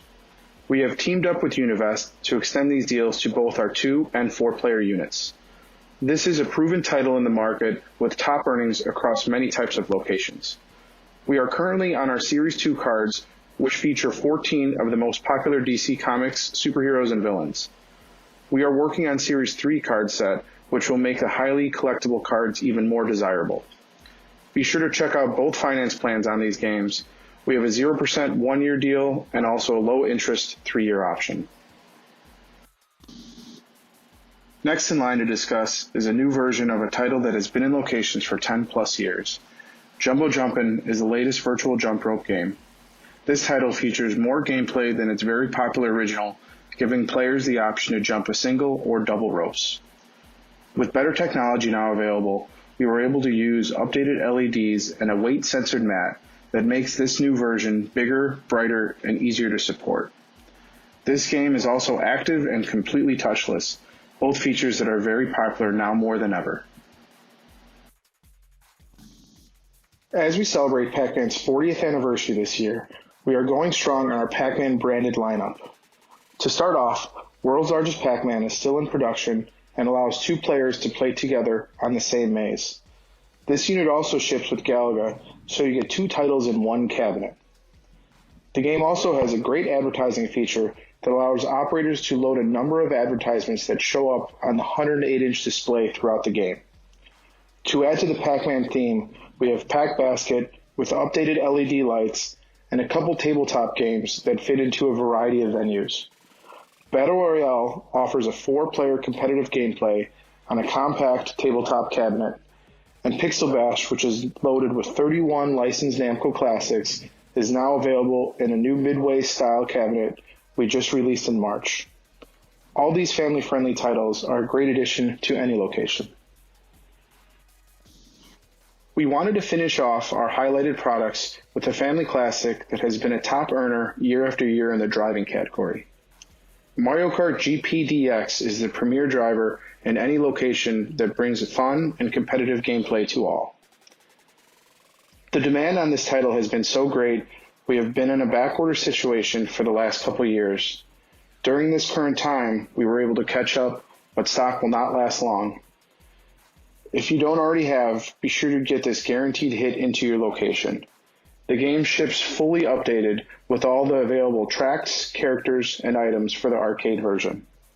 4 drivers are linkable for some great competition the whole family can enjoy as they start to get out and play again.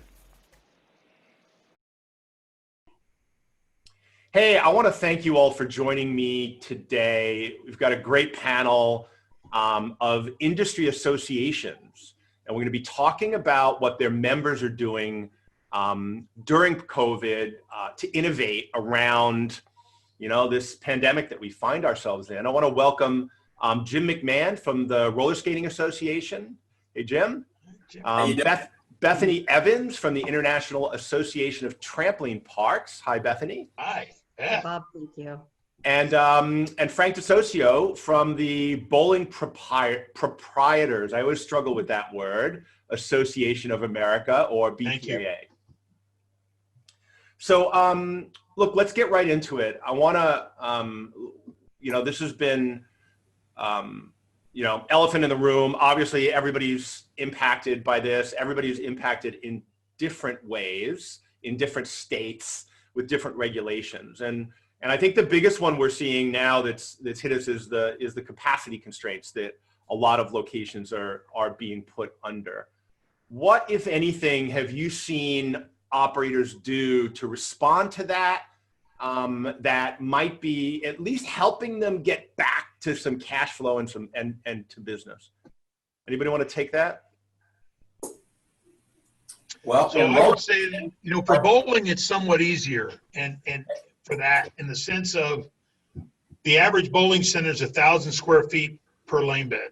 So we're big boxes anyway, and we've had great luck. It just seems like in bowling, somebody's mother, somebody's sister, brother works for the city or the county, and we've been able to get them to come out and see the location. And we believe it's all local. I mean, I know you have state government in Illinois it doesn't work, but in a lot of areas it does work, where you can get the local health official, the local county commissioner might even bowl, and they're there, and they end up being your champion to get open at a decent, at a half, but 50% or 75%. And then the secret to that is, again, to then execute what they've asked you to do and not try to cheat. I mean, that's to us is that we've had good luck with that. Awesome. Jim, you were going to jump in there. Yeah, in roller skating, what we've had to do is, we still have 7 states out of the 50 states that are not allowed to open in any capacity. And then we have 34 of our states that are actually in some kind of capacity limit of some sort. So what roller skating did, we adopted real early to private parties. We went into the private party business, and where roller skating is a big footprint, average footprint 23,000 square feet, we went into the private side right away. So if it's a restriction of 50 in that state, then we started bumping private parties all over on Mondays and Tuesdays, and even during prime times on Fridays and Saturdays where we normally would have session skating going on, we chose to go to the private parties where we could control labor because we know when we have customers and when we don't. So I guess it'd be like the bowling, having a bowling league. You know these people are showing up. So we adopted to that. And then we adopted to family business because when the industry as a whole, the environment is completely different than any environment roller skating's ever seen. Children and teenagers are, I won't say out of control, but their brains ain't functioning properly. And so we've had to go to some limited types. So we started adopting across the United States real quickly into family sessions where mom or dad came with the kids and stayed during the whole session when you're open to the public. So that has got some cash flow in where the states allow roller skating to be open. We got some income coming in, and it's controlled income because as we know, labor kills us when we're sitting around and only getting a small crowd. So that's what roller skating has done to kind of get by this pandemic. And we see that happening probably up between now and the election, unfortunately. Do you see, before we get to you, Bethany, do you guys see these things sticking? Like the notion of private parties during off times? Like, is there a model there that works actually, like on a Monday afternoon or a Tuesday afternoon? And is that any of these things going to stick, do you think? Well, I think what's happening really is we're doing private parties during prime time, which we never would have ever done in the past. So that's what the pandemic has changed, is doing private parties during prime time, especially when you're limited. So I hope and pray that it doesn't stick because this model does not make a profit for it's sure. Not sustainable. Got it. Yeah, Bethany, what are you guys seeing? Yeah, right. We're a little different than Jim and Frank with their respective organizations. We're a little more, kids are getting in there, they're jumping, they're getting, really exerted with their energy and playing interactive games like dodgeball and jumping with basketballs and whatnot. So we have been not classified the same in any of the 50 states. So it goes back to the old, welcome to the United States of America, 50 states and 50 different ways of looking at a problem. And as the gentlemen have both pointed out, we've gotten to the point where we're looking at things even broken down onto the local levels, dealing with county commissioners and even mayors of towns and areas.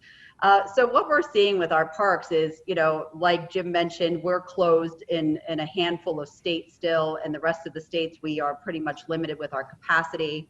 We're seeing, about 50 to 60% capacity numbers. With that, we are also looking at those private party models where we have people coming in, and let's face it, everybody loves a deal and everybody loves exclusivity, right? They love that they can have the whole park, but that is not sustainable from a revenue perspective by any stretch of the imagination. So if that particular model does stick moving forward, I hope we can see those price points going up for the exclusivity of those private parties. So maybe that is something that sticks after post-COVID life, but not at the price points we're seeing right now. Yeah, that's one of the things I wanted to ask about. Is anybody seeing people play with price points? I know, the conventional wisdom says when times are tough, discount to bring people in, but I tend to be a proponent of raising prices for VIP experiences. And I'm wondering if anybody's experimenting with that in your networks and constituencies.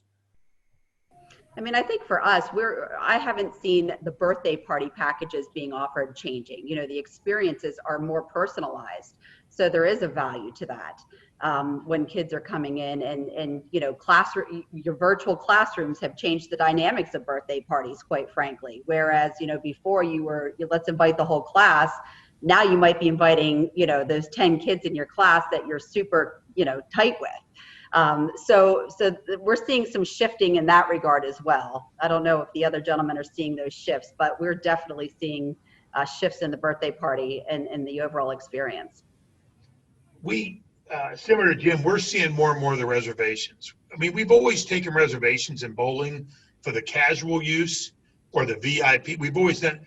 Now we're seeing it where they just call them. We've always had some. Don't get me wrong, but it helps us to control the model inside the center to stay at the 50%. Hey, we can't take you at 7, but we can at 9. So it doesn't. We haven't played with the pricing yet in most cases. The other thing I would say is we see the opportunity if more and more kids are going to be learning from home and it's going to be virtual classroom, they're going to have at some point in time, they're going to have a physical activity to continue with what they're doing, and we're trying to expand into that as well. And again, but we see all that sticking, and I'm not sure any of us can say what it's going to look like in 6 months right now. Yeah. We just hope we can all get to the business model that let's break even. Well, look, and buy runway, right? I mean, that's what everybody's trying to do right now is buy runway. And the good news is, because of the political climate, they're pushing hard on finding a vaccine, which is going to shift the attitude of the public and the media. And I think that's going to help as well. And my suspicion is by the end of the year, we'll start to be on the downslope of this whole thing. Agreed. What about on the reservation thing? Is anybody adopting like new technology to be able to manage reservations and to make it easier for people to reserve, lanes or Bethany within the trampoline parks? You've got different zones. Is anybody playing around with exclusive use of the zones and then rotating groups around the zone so you have more than one party or group at a time? Yeah, we've seen a lot of brands do it very well in terms of the social distancing and how they orchestrate their layout and just changing the overall process in which you come in and you encouraging, really pushing the contactless experience when you come through the doors, and then having kids shift through the process and through the parks. But as far as actual technical changes to their infrastructure, no. But we are seeing changes being met to adhere to social distancing. And quite frankly, social distancing was written into our standard when we first initiated the ASTM, because we do require jumpers to be 6 feet apart. So that is definitely something that we've always advocated for, regardless of COVID or not. Awesome. So Frank, because you were talking about reservations, I know, the trampoline parks have generally been on most of them are on a time-based model, right? Where you go in and you are there for an hour, hour and a half, or 2 hours. And you guys have been on a similar thing as well. And I guess skating, all of you guys are really on a time-based model, right? How's that changing? I look forward to hearing what Jim says on that time base. I mean, ours, a lot of people might want to bowl for 2 hours, but they're halfway through the game, so they end up extending for 2.5 hours. On the reservation side, we've had growth in the use of phone apps and some website apps, a lot of website apps that let you book your birthday party at 10:30 at night, do all the add-ons. I'd say growth, but not explosion. So we're still in our infancy as trying to get it done. It's usually a newer center that's been updated, but we're still an average of 2 hours and 40 minutes per stay. I wish I could tell you if that has grown since COVID. Yeah. But people do end up staying a little longer. They just do, because they want to finish the game, or if they're lucky enough, then they slide into the game room. So we keep them in the building longer. I also think there's less places for them to go, not to pick on it, but it's what it is. Yeah. And I don't know if Jim has seen that or not. Well, basically, we're really ahead of the game when it came to reservations. Most of our roller rinks have been online birthday parties for the last 3 or 4 years and getting the tweaks and stuff out. So almost 80% of our birthday parties are booked online at most of our facilities. But we have seen during COVID, we're really reducing the out session time. So Frank's doing the same, we're almost like bowling then. where normally skating would be open from 7 to 11 on a Friday night. Now skating is all done by 9. And then we're doing adult skating after 9 because the adult skaters are not shy when it comes to any kind of pandemic. They're coming out in big crowds. They'll skate and they'll have a great time. And so he's really switched from the teen business, non-existent, to private birthday parties and stuff during schedule time, and then bringing more adult sessions in who basically are going to drive 100 miles to go roller skate now. Wow. Where they would never do that pre-pandemic. So there's an opportunity. Can I ask Jim a question real quick on that? Yeah, Frank, you can moderate. I'll go get coffee. No. But Jim, really? Cheers. Okay, you got I don't take it personally. Jim, do you guys serve liquor? Do you serve liquor in your locations, like beer? Yeah, 10% of our locations serve alcohol, and that's it. Gotcha. Okay. Public estate, I'll take a question from you any day, because you helped us save so much money on our music license. Remember back a couple years back when you helped me? Oh, wow, that's right. I forgot. Good. You saved so much money for roller skating nationwide, working together as a team with the music license. So anything Frank wants, I'm all in. Well, we're glad it worked. But thanks for the info on the alcohol serve. That's good. Yeah, and it's growing. It's growing almost nationwide because what's happened is the adult skaters are starting to skate. And if you look at all the music videos that are happening, you can hardly turn on a musical video without seeing roller skating in the video. Wow. I mean, almost every commercial has a roller skater in it. Some of the commercials we maybe wish roller skating weren't in, but yeah, you can't hardly turn your TV on without seeing a roller skating commercial that is not put on by us by no means, but by, Nationwide has a commercial. They all have commercials now. So the adult skating is coming back. That's a really interesting, because I think all of you guys are in this trend of shifting your business towards, to meet up with a different demographic and changing consumer needs, right? And so, I know Bethany, a lot of the trampoline parks are moving to parkour, courses and in getting, millennials in there in real active. What's happening? Let's stay with that trend for a minute. What's happening in your space around getting older jumpers in to drive the business?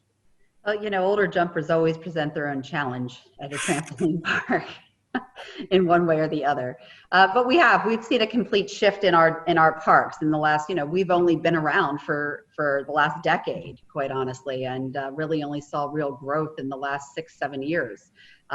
Going from 40 parks in 2012 to the 1,200 and plus we are worldwide now. So we have our Gen 1 parks, which are your basic trampoline parks, but now we've seen the addition of so many different attractions, from climbing walls to ninja courses to, sky coasters, you name it.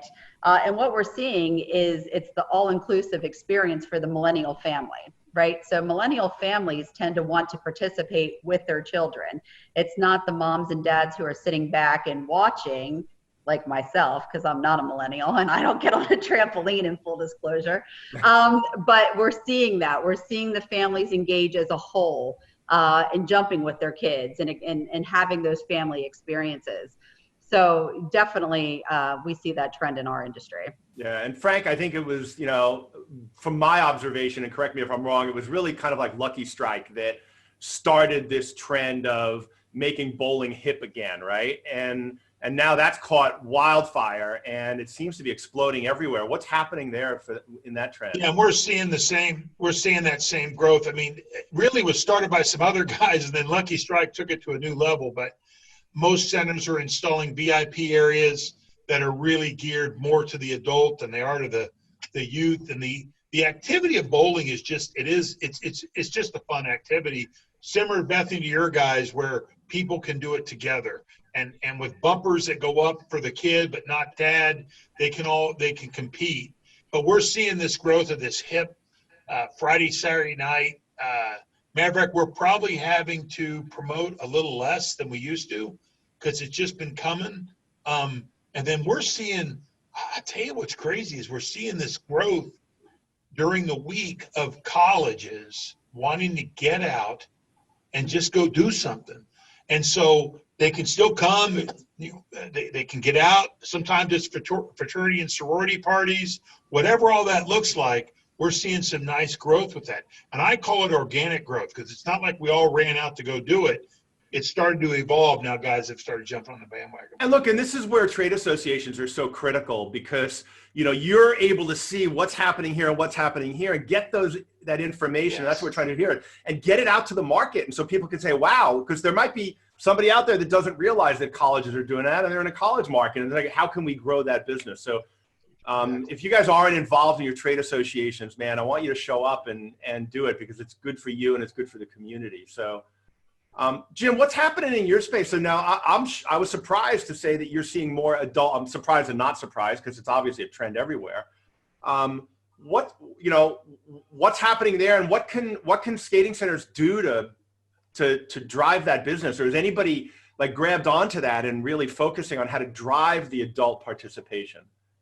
Well, it's kind of hard to drive when you're in, like I said, 30 some of our states are limited in capacity. So, driving is not any good right now. I mean, it's not like you can just want to skate capacity every night because in very few states can you even skate at any kind of capacity. Most of them are 50% or less, majority going less than 50%. So the motivation is almost like Frank said, there's a little promoting going on now because you're promoting to, apologize for that should never happen, to a full crowd.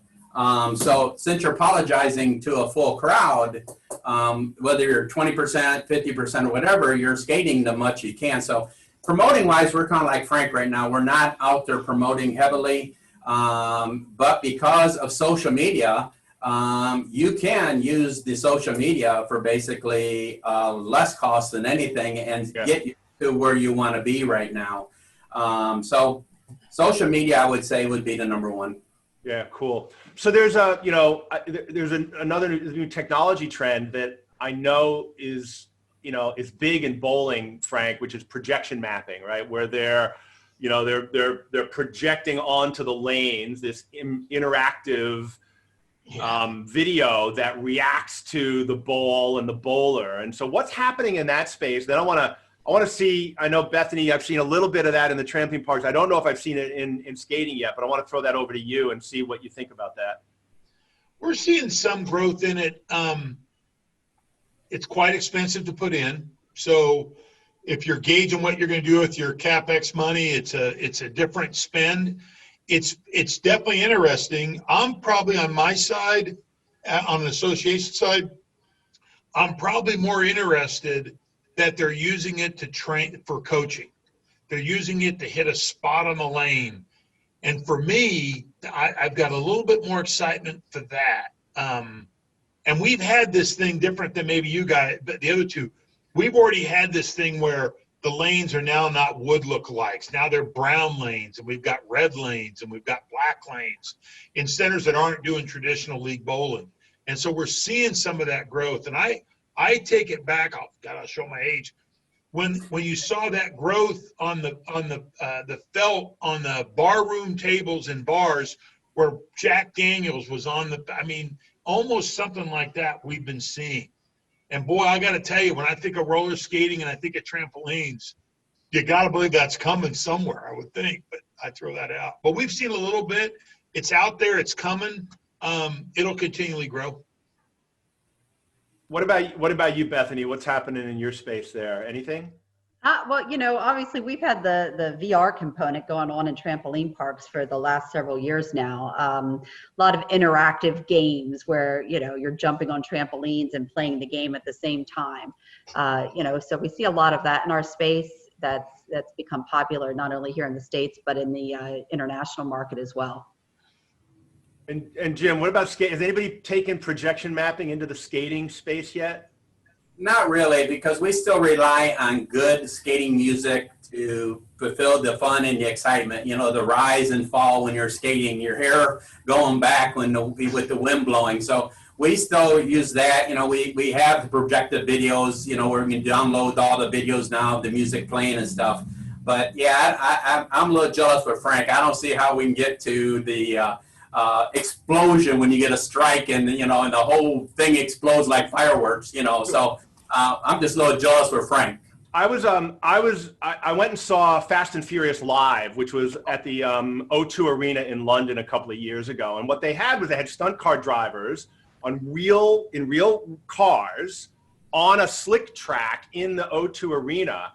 And they had projection mapping onto the cars and onto the surface of the track. And it was tracking the cars and changing the colors and explosions and stuff like that. I could see that applied to skaters, where all of a sudden, based on how people are skating on the floor, it goes to the music and it changes what's happening and turns the skating rink into a nightclub. And especially as you start looking at more, food and beverage and liquor sales and adult crowds, I'm going to predict right here that that's going to be a trend that's going to change the skating industry and make it more modern and more relevant to a millennial audience. And if anybody wants to be the first to do that, drop me an email at brbob@bobcooney.com. I'll point you in the right direction, because I'd love to see that happen. I wrote it down. I wrote your prediction down. Oh, now I'm going to have to make it happen. What else is happening in the space as far as innovation goes? Like COVID or not COVID, what are the big trends that you're seeing, and what are the big trends that you guys predict based on seeing the whole market and how it's gonna play out? Bethany, let's start with you. Sure. I mean, as far as, obviously right now we are kind of, everybody's in a survival mode, right? So we're looking for ways to help our members survive and thrive during this transition period that we're all in. Things that we as an association are looking to do, we are actually getting ready to launch an association-wide campaign called Let's Get Jumping, to encourage people to get out to trampoline parks. It's a campaign that offers several prongs. So it's the safety and helping kids understand how to jump safely, health benefits of the activity, and then a third part that we have recently decided to introduce in light of all of this virtual learning is a STEM aspect. So science, technology, engineering, and math.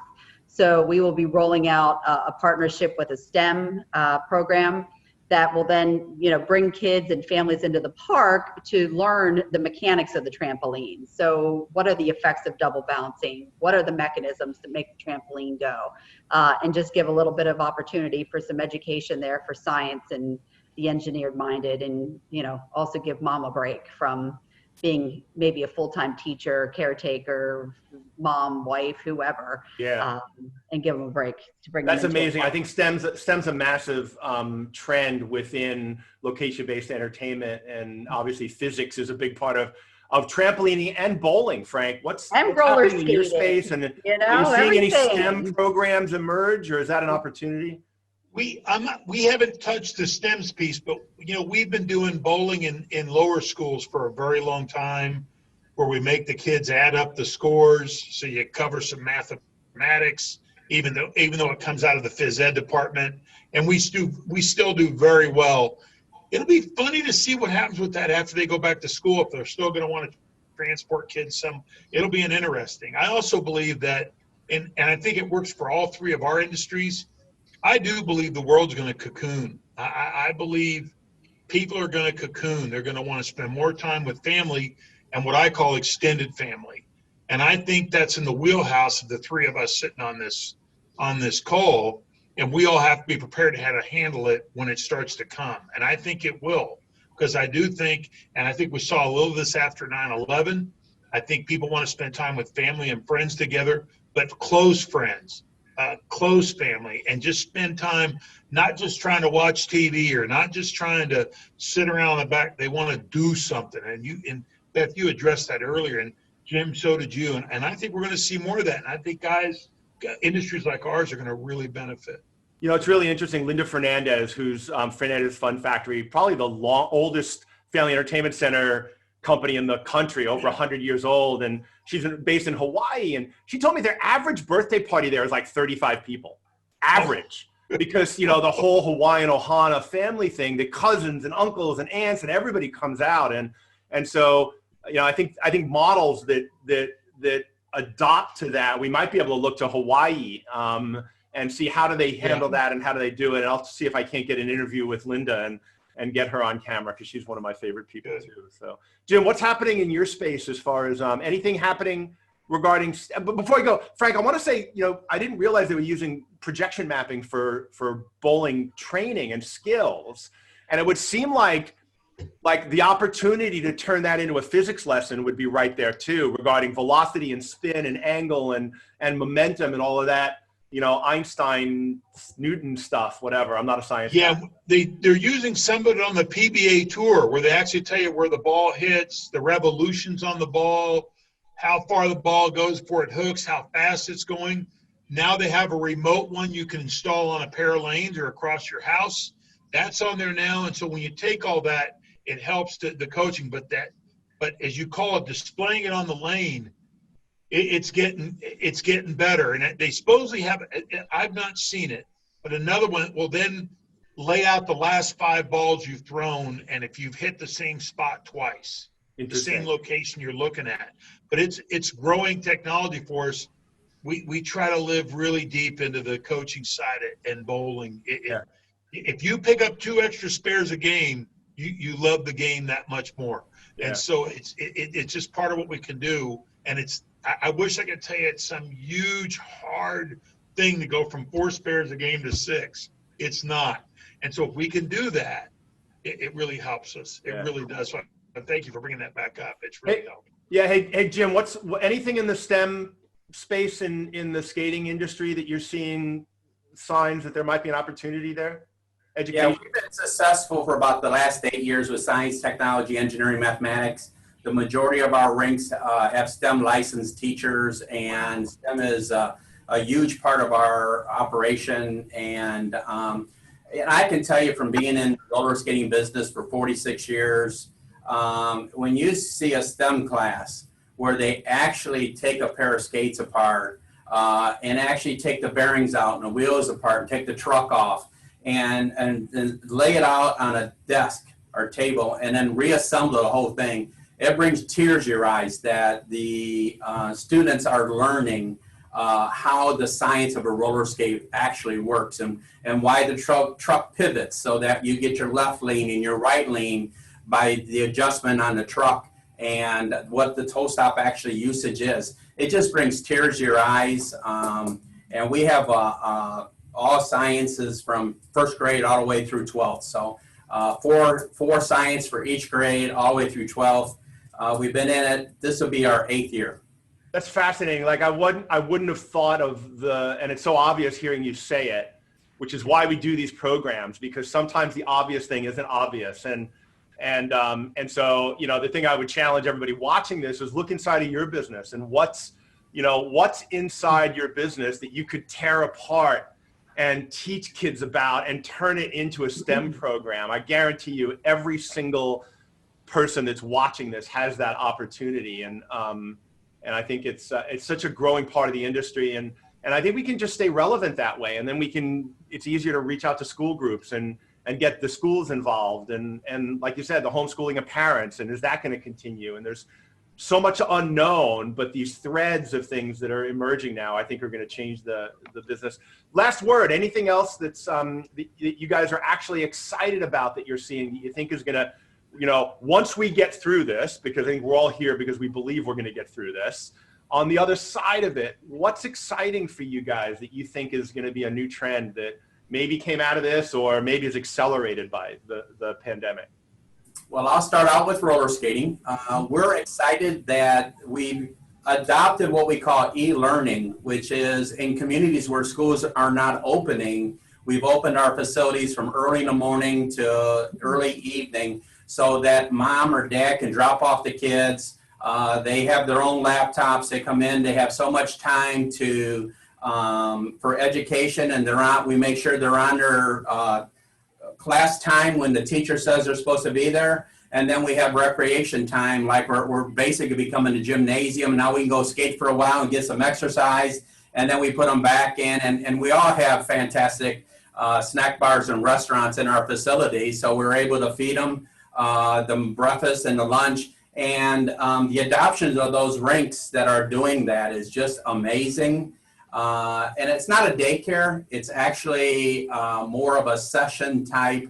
Come to the roller rink from X amount in the morning to X in the afternoon, pay this much money per day, and it's working out fabulously in the states where they're not going back to the classroom. And so this is a way for them to get out of the house. Mom and dad have space if they're working from home, especially. We know that's a challenge. And so are they they're setting up like desks or like? Yeah, tables that are 6 foot apart. So the child then is, if they're a 5th grader, 6th grader, then they're actually getting their class from their teacher via internet, and we provide the internet. They have to bring their own computers. But they sit there, and we just feel the need where even where the rinks can't be open, we feel the need for the education side, and we're pushing that bubble that says, hey, we're going to skate for recreation between classes. So we're just pushing that bubble. But today, in today's society, and I have a 22-year background in politics, and I can tell you, today's society, no one ever thought they would have to worry about government shutting your business down if you didn't commit a violation of law. Nobody ever thought that. So for anybody who doesn't push the bubble right now, this is when you got to push as a small business. You can't sit back and go broke.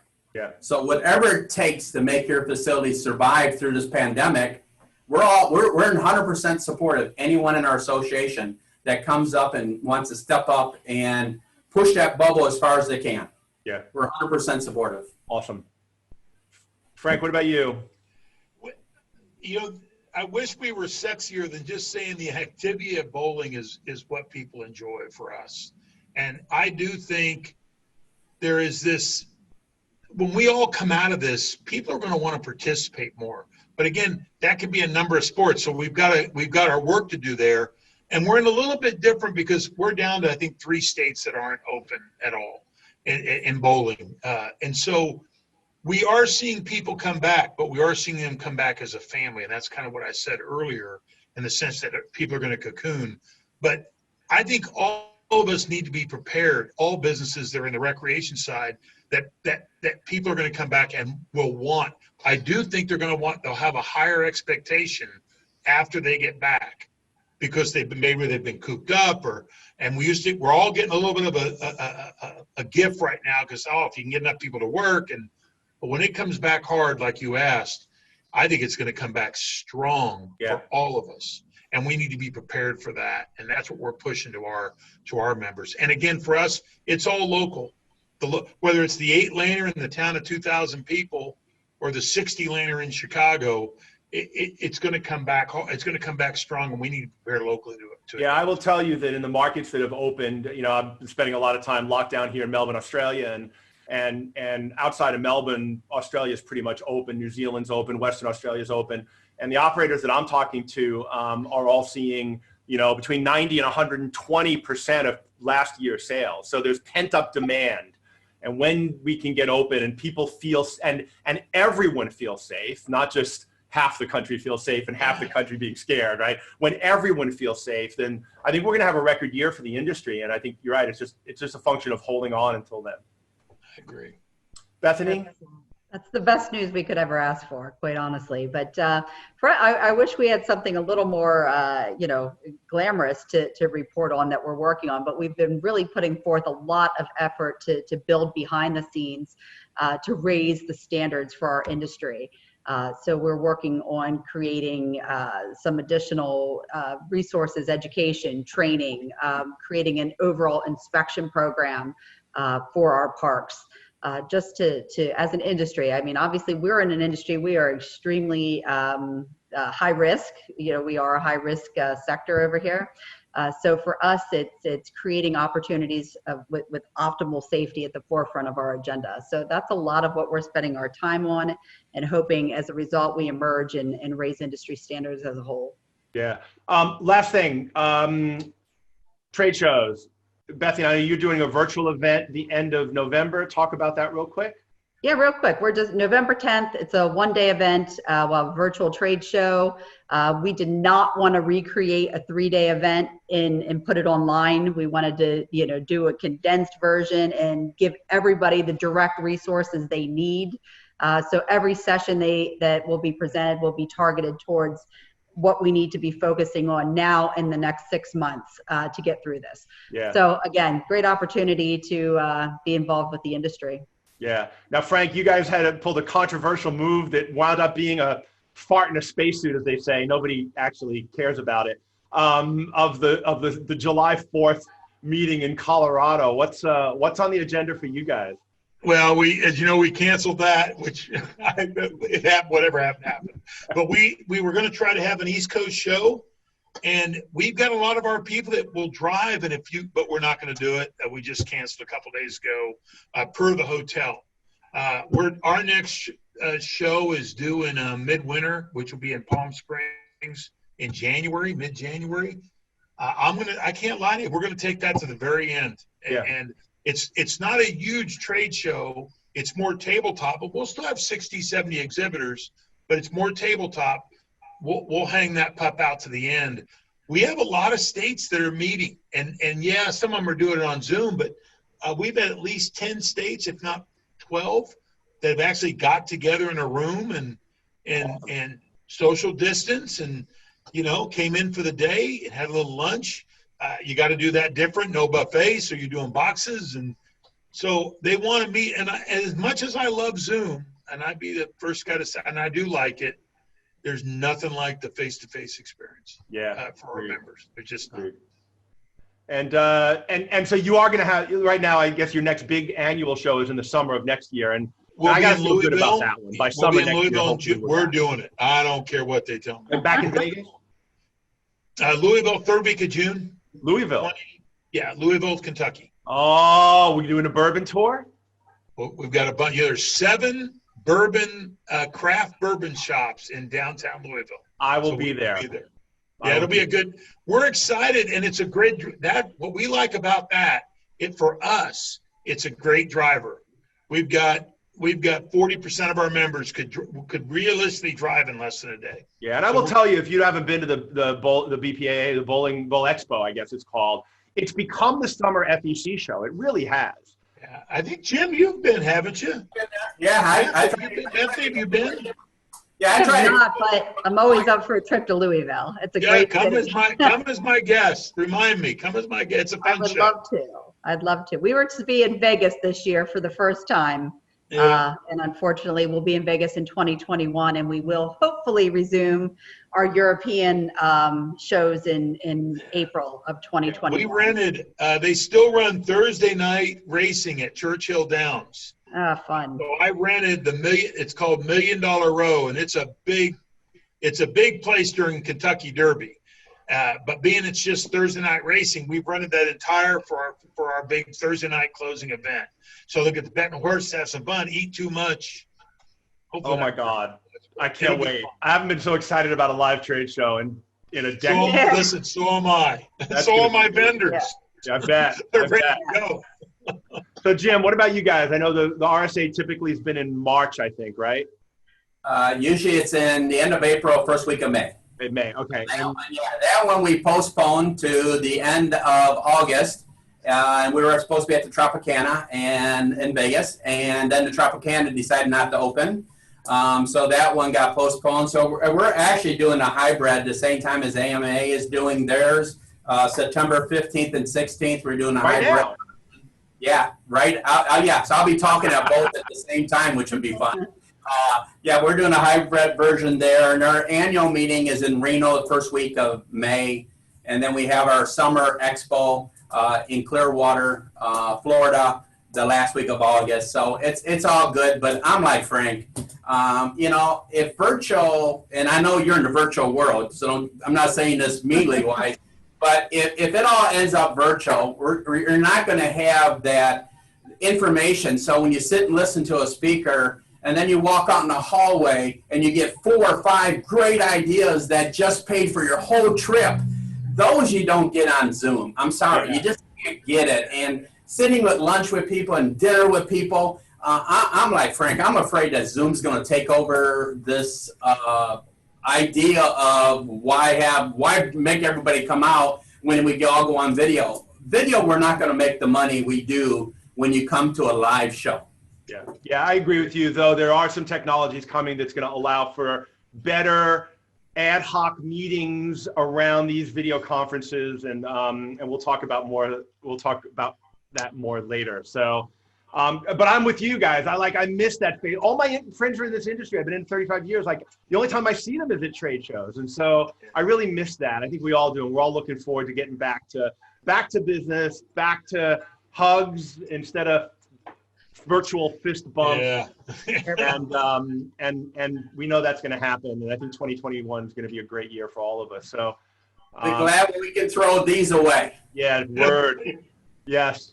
To your point though, Jim, with the virtual, and you're 100% right on the revenues, and obviously we all rely on trade shows and conferences as a big revenue source for us. But I think moving forward, we look at ways on how we can reach audiences who can't join us in person and use this as a platform to reach more people and, hopefully increase revenues in that way at some point. Yeah, cool.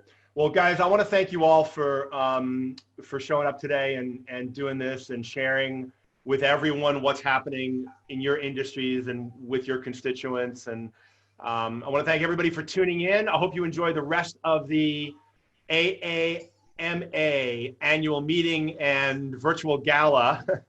and I look forward to seeing all of you guys in person soon. So I'm Bob Cooney. Thanks for putting this together. It's been fun.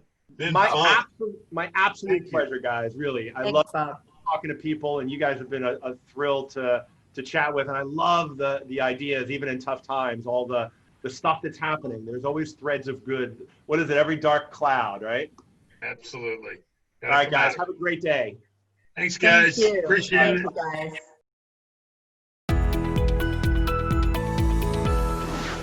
It's amazing what these three associations are doing to help their members. It's a visceral demonstration of how the entire industry, regardless of what community you associate with, is determined to overcome whatever COVID-19 throws at us. 100%. Next up is a story sent in from Bounce Magic, a Buffalo, New York family entertainment center owned by Tim and Barb Wood.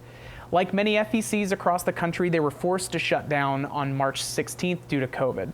They spent the time that they were closed productively reconfiguring space and training staff on the necessary cleaning protocols in order to comply with CDC recommended COVID-19 sanitization standards to reopen, only to be denied by the health department in August. And they're still closed.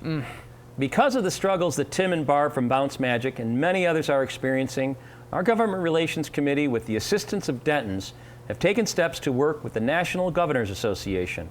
We want to demonstrate that family entertainment centers are as safe to reopen as restaurants, bars, and casinos. If they can be open, surely we can. You're exactly right.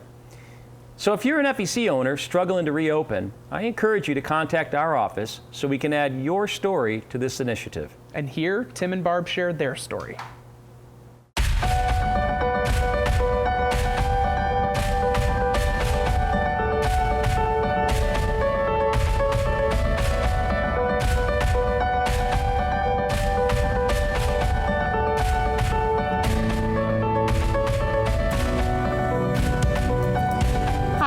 I'm Barb Wood, co-owner of Bounce Magic, along with my husband Tim, the handsome guy behind the camera. As you can see, we are currently closed, but we would like to say thank you for allowing us to be part of this presentation. Now, may I take your temperature? We have taken great measures to follow the CDC guidelines. And with guidance from the Erie County Health Department, we are making our facilities safer for both the kids and the parents of all of our guests that come in, as well as the employees that will be serving them. When our facility reopens with social distancing guidelines and reduced capacity regulations, this will be the new normal for us. Notice the social distancing markers on the floor facing the ticket station's 3 different sides. At the redemption counter, we have mirrored the 2 left side cases with the 2 right side cases and set up a stanchion marking the middle for the customers. along with social distancing floor markers for the next people waiting in line. We hope this will help to maintain a safe zone. We have gone out of our way to purchase foggers. These devices spray a water-based disinfectant into the air that then lands on surfaces most commonly touched by employees and customers alike. We will use this method after every party or private event to maintain a COVID-free indoor facility. In our toddler zone, we have many surfaces that little kids touch all the time. It will be extremely important to us to sanitize this area thoroughly. The best way to do this will be with the fogging machine. Of course, since we offer food and beverage, we will have tables to clean and disinfect before someone else uses them. Customers need to know that a table is clean or not, and staff needs to find tables that need cleaning easily. We are using a laminated table sign to show when the table has been used. These signs will also be disinfected each time the table is done. When the customer is finished using the table, they will place the sign face down so that the employees know to clean and disinfect the table and make it ready for the next customer.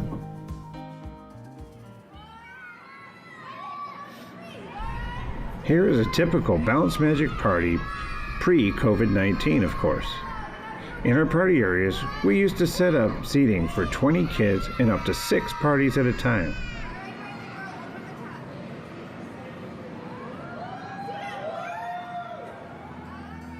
Now we have social distance down to 3 party areas, only 1 party at a time for 2 hours, and only 12 children in the party area. Masks come off to eat and drink in these areas, so the need for good controls on social distancing when at a party is one of the biggest challenges we will be faced with. An employee's newest job will be to make sure the rules are followed for the safety of everyone. So here it is in a nutshell. We were told by the state to shut down on March 16th, and we did so without issue. But we also thought this wasn't going to go on indefinitely. With that in mind, we started the process of cleaning and fixing anything and everything we could. We painted walls and patched up scuffs. We cleaned up the games like never before. We deep cleaned them, as my wife likes to say. After the first 2 weeks, with a list of guidelines and rules in hand and a sudden realization that this was going to be a bit longer shutdown than we all first thought, we moved on to upgrades and changes that we could afford. We revamped our 9-hole mini golf area and we rearranged the game room for social distance play. We took 60% or more of our dining room tables off the floor and added QR codes to the remaining tables for contactless access to our menu via your smartphone. With our parties, we also reduced the number of party areas and increased the space between chairs at adjacent parties. Our counters are now set up to reduce the number of staff members needed so they are not working too closely to each other. We are using technology like online ticket sales to assist in the contact tracing requirements and contactless payment systems to reduce the touching of cash. As for our customers coming into the facility, face masks will be required at all times for anyone ages 2 or older, unless they're sitting at their table while eating or drinking. Our front entrance has been set up to control access and a designated exit way from the building has been marked. We also added the standard social distance markers to the floor to let customers know where to stand when waiting in line. We did all this and more to get ourselves ready to reopen on August 1st as part of New York State's scheduled phased floor reopening plan. Well, we have a plan. We have sent an email to the Erie County Health Department with a plan to partially reopen by doing private parties for up to 50 people. Normally, we can have up to 400 people in the facility at a time in about 20,000 square feet of space. This would be almost like being outside for 50 people. We felt that with all these safety and cleaning safeguards in place, that we had a chance to prove we could do this. The response we got was no. The reason was in the NAICS code 713990 in the fine print. They do say that we can open as a restaurant and have event gatherings like wedding receptions, but customers aren't allowed to play on any of the inflatables, play any of the games, or use any of the other amenities that we have at the Family Fun Center. So it's been exactly 5 months and 1 day since we've had to shut our doors. And here we are after 18 years with all our hard work to expand our business and make a life for our family. And we've had to make a very tough decision. We are going to close the doors on one of our 2 locations and consolidate our expenses down to just 1. We will use the money from the EIDL loan, hoping to make it through these tough times, to pay our rent and utilities on our 1 temporarily closed location in hopes that one day we will return. Thank you so much.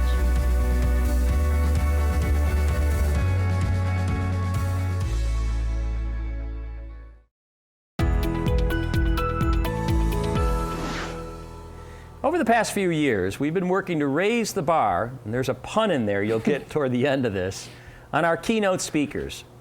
We've intentionally looked for individuals who see us from the outside. We want people who have achieved success separate from our industry to view us through the lens of their perspective. Last year, we were incredibly fortunate to get N. Renzi, the former president and CEO of McDonald's, and Howard Kahn, the founder and CEO of Pivot Point Securities, to address our group. Their presentations were candid, compelling, and on target. Those individuals responsible for getting these remarkable speakers to contribute to our event were rightfully proud for having done so. But that glow didn't last long. We all came back to earth when we stopped to ask ourselves the sobering questions: how do we top this next year? Yeah. Well, we're feeling pretty good right about now. I think we should. Our next presenter probably needs no introduction, but what the heck. Most people know him as the larger-than-life television personality who takes a no-holds-barred approach to helping hotels, restaurants, bars, and businesses reach their full potential. He's also an international celebrity, a New York Times best-selling author, a highly sought-after hospitality and general business consultant, and the creator, executive producer, and star of Paramount Network's #1 show, Bar Rescue. That is a busy guy. And that's just the tip of the iceberg for what John's accomplished during his remarkable career. John's enthusiasm, energy, and passion are contagious. So sit up straight and pay attention. You're about to be inspired by our next keynote presentation, FEC Rescue. I hope that over these past 2 days, we've elicited more than a few positive reactions from you, our members and guests. As we end this year's annual meeting, I'd like to thank those individuals directly responsible for making this possible. With us in the studio are other members of Team PTA, executive producer Tina Schwartz and script supervisor Alex Richdorf, along with segment producer Jeff Blair from Sherway Gaming, director of photography Don Marshall of Marshall Productions, and my co-host Russ Van Natta with Creative Works. Thank you, Russ. Thank you very much. It's been a pleasure. Thank you as well to all of our panelists, participants, and industry guests for your contributions to this year's virtual event. Finally, I'd like to thank our members for your strength and continued support of your American Amusement Machine Association. As a special thanks, we have a big announcement. We've been listening and are sensitive to the challenges we're all facing. We need you and your continued engagement with the association. So with that, our board of directors has elected to waive membership dues for next year. We authentically believe that together we are stronger and our show will go on.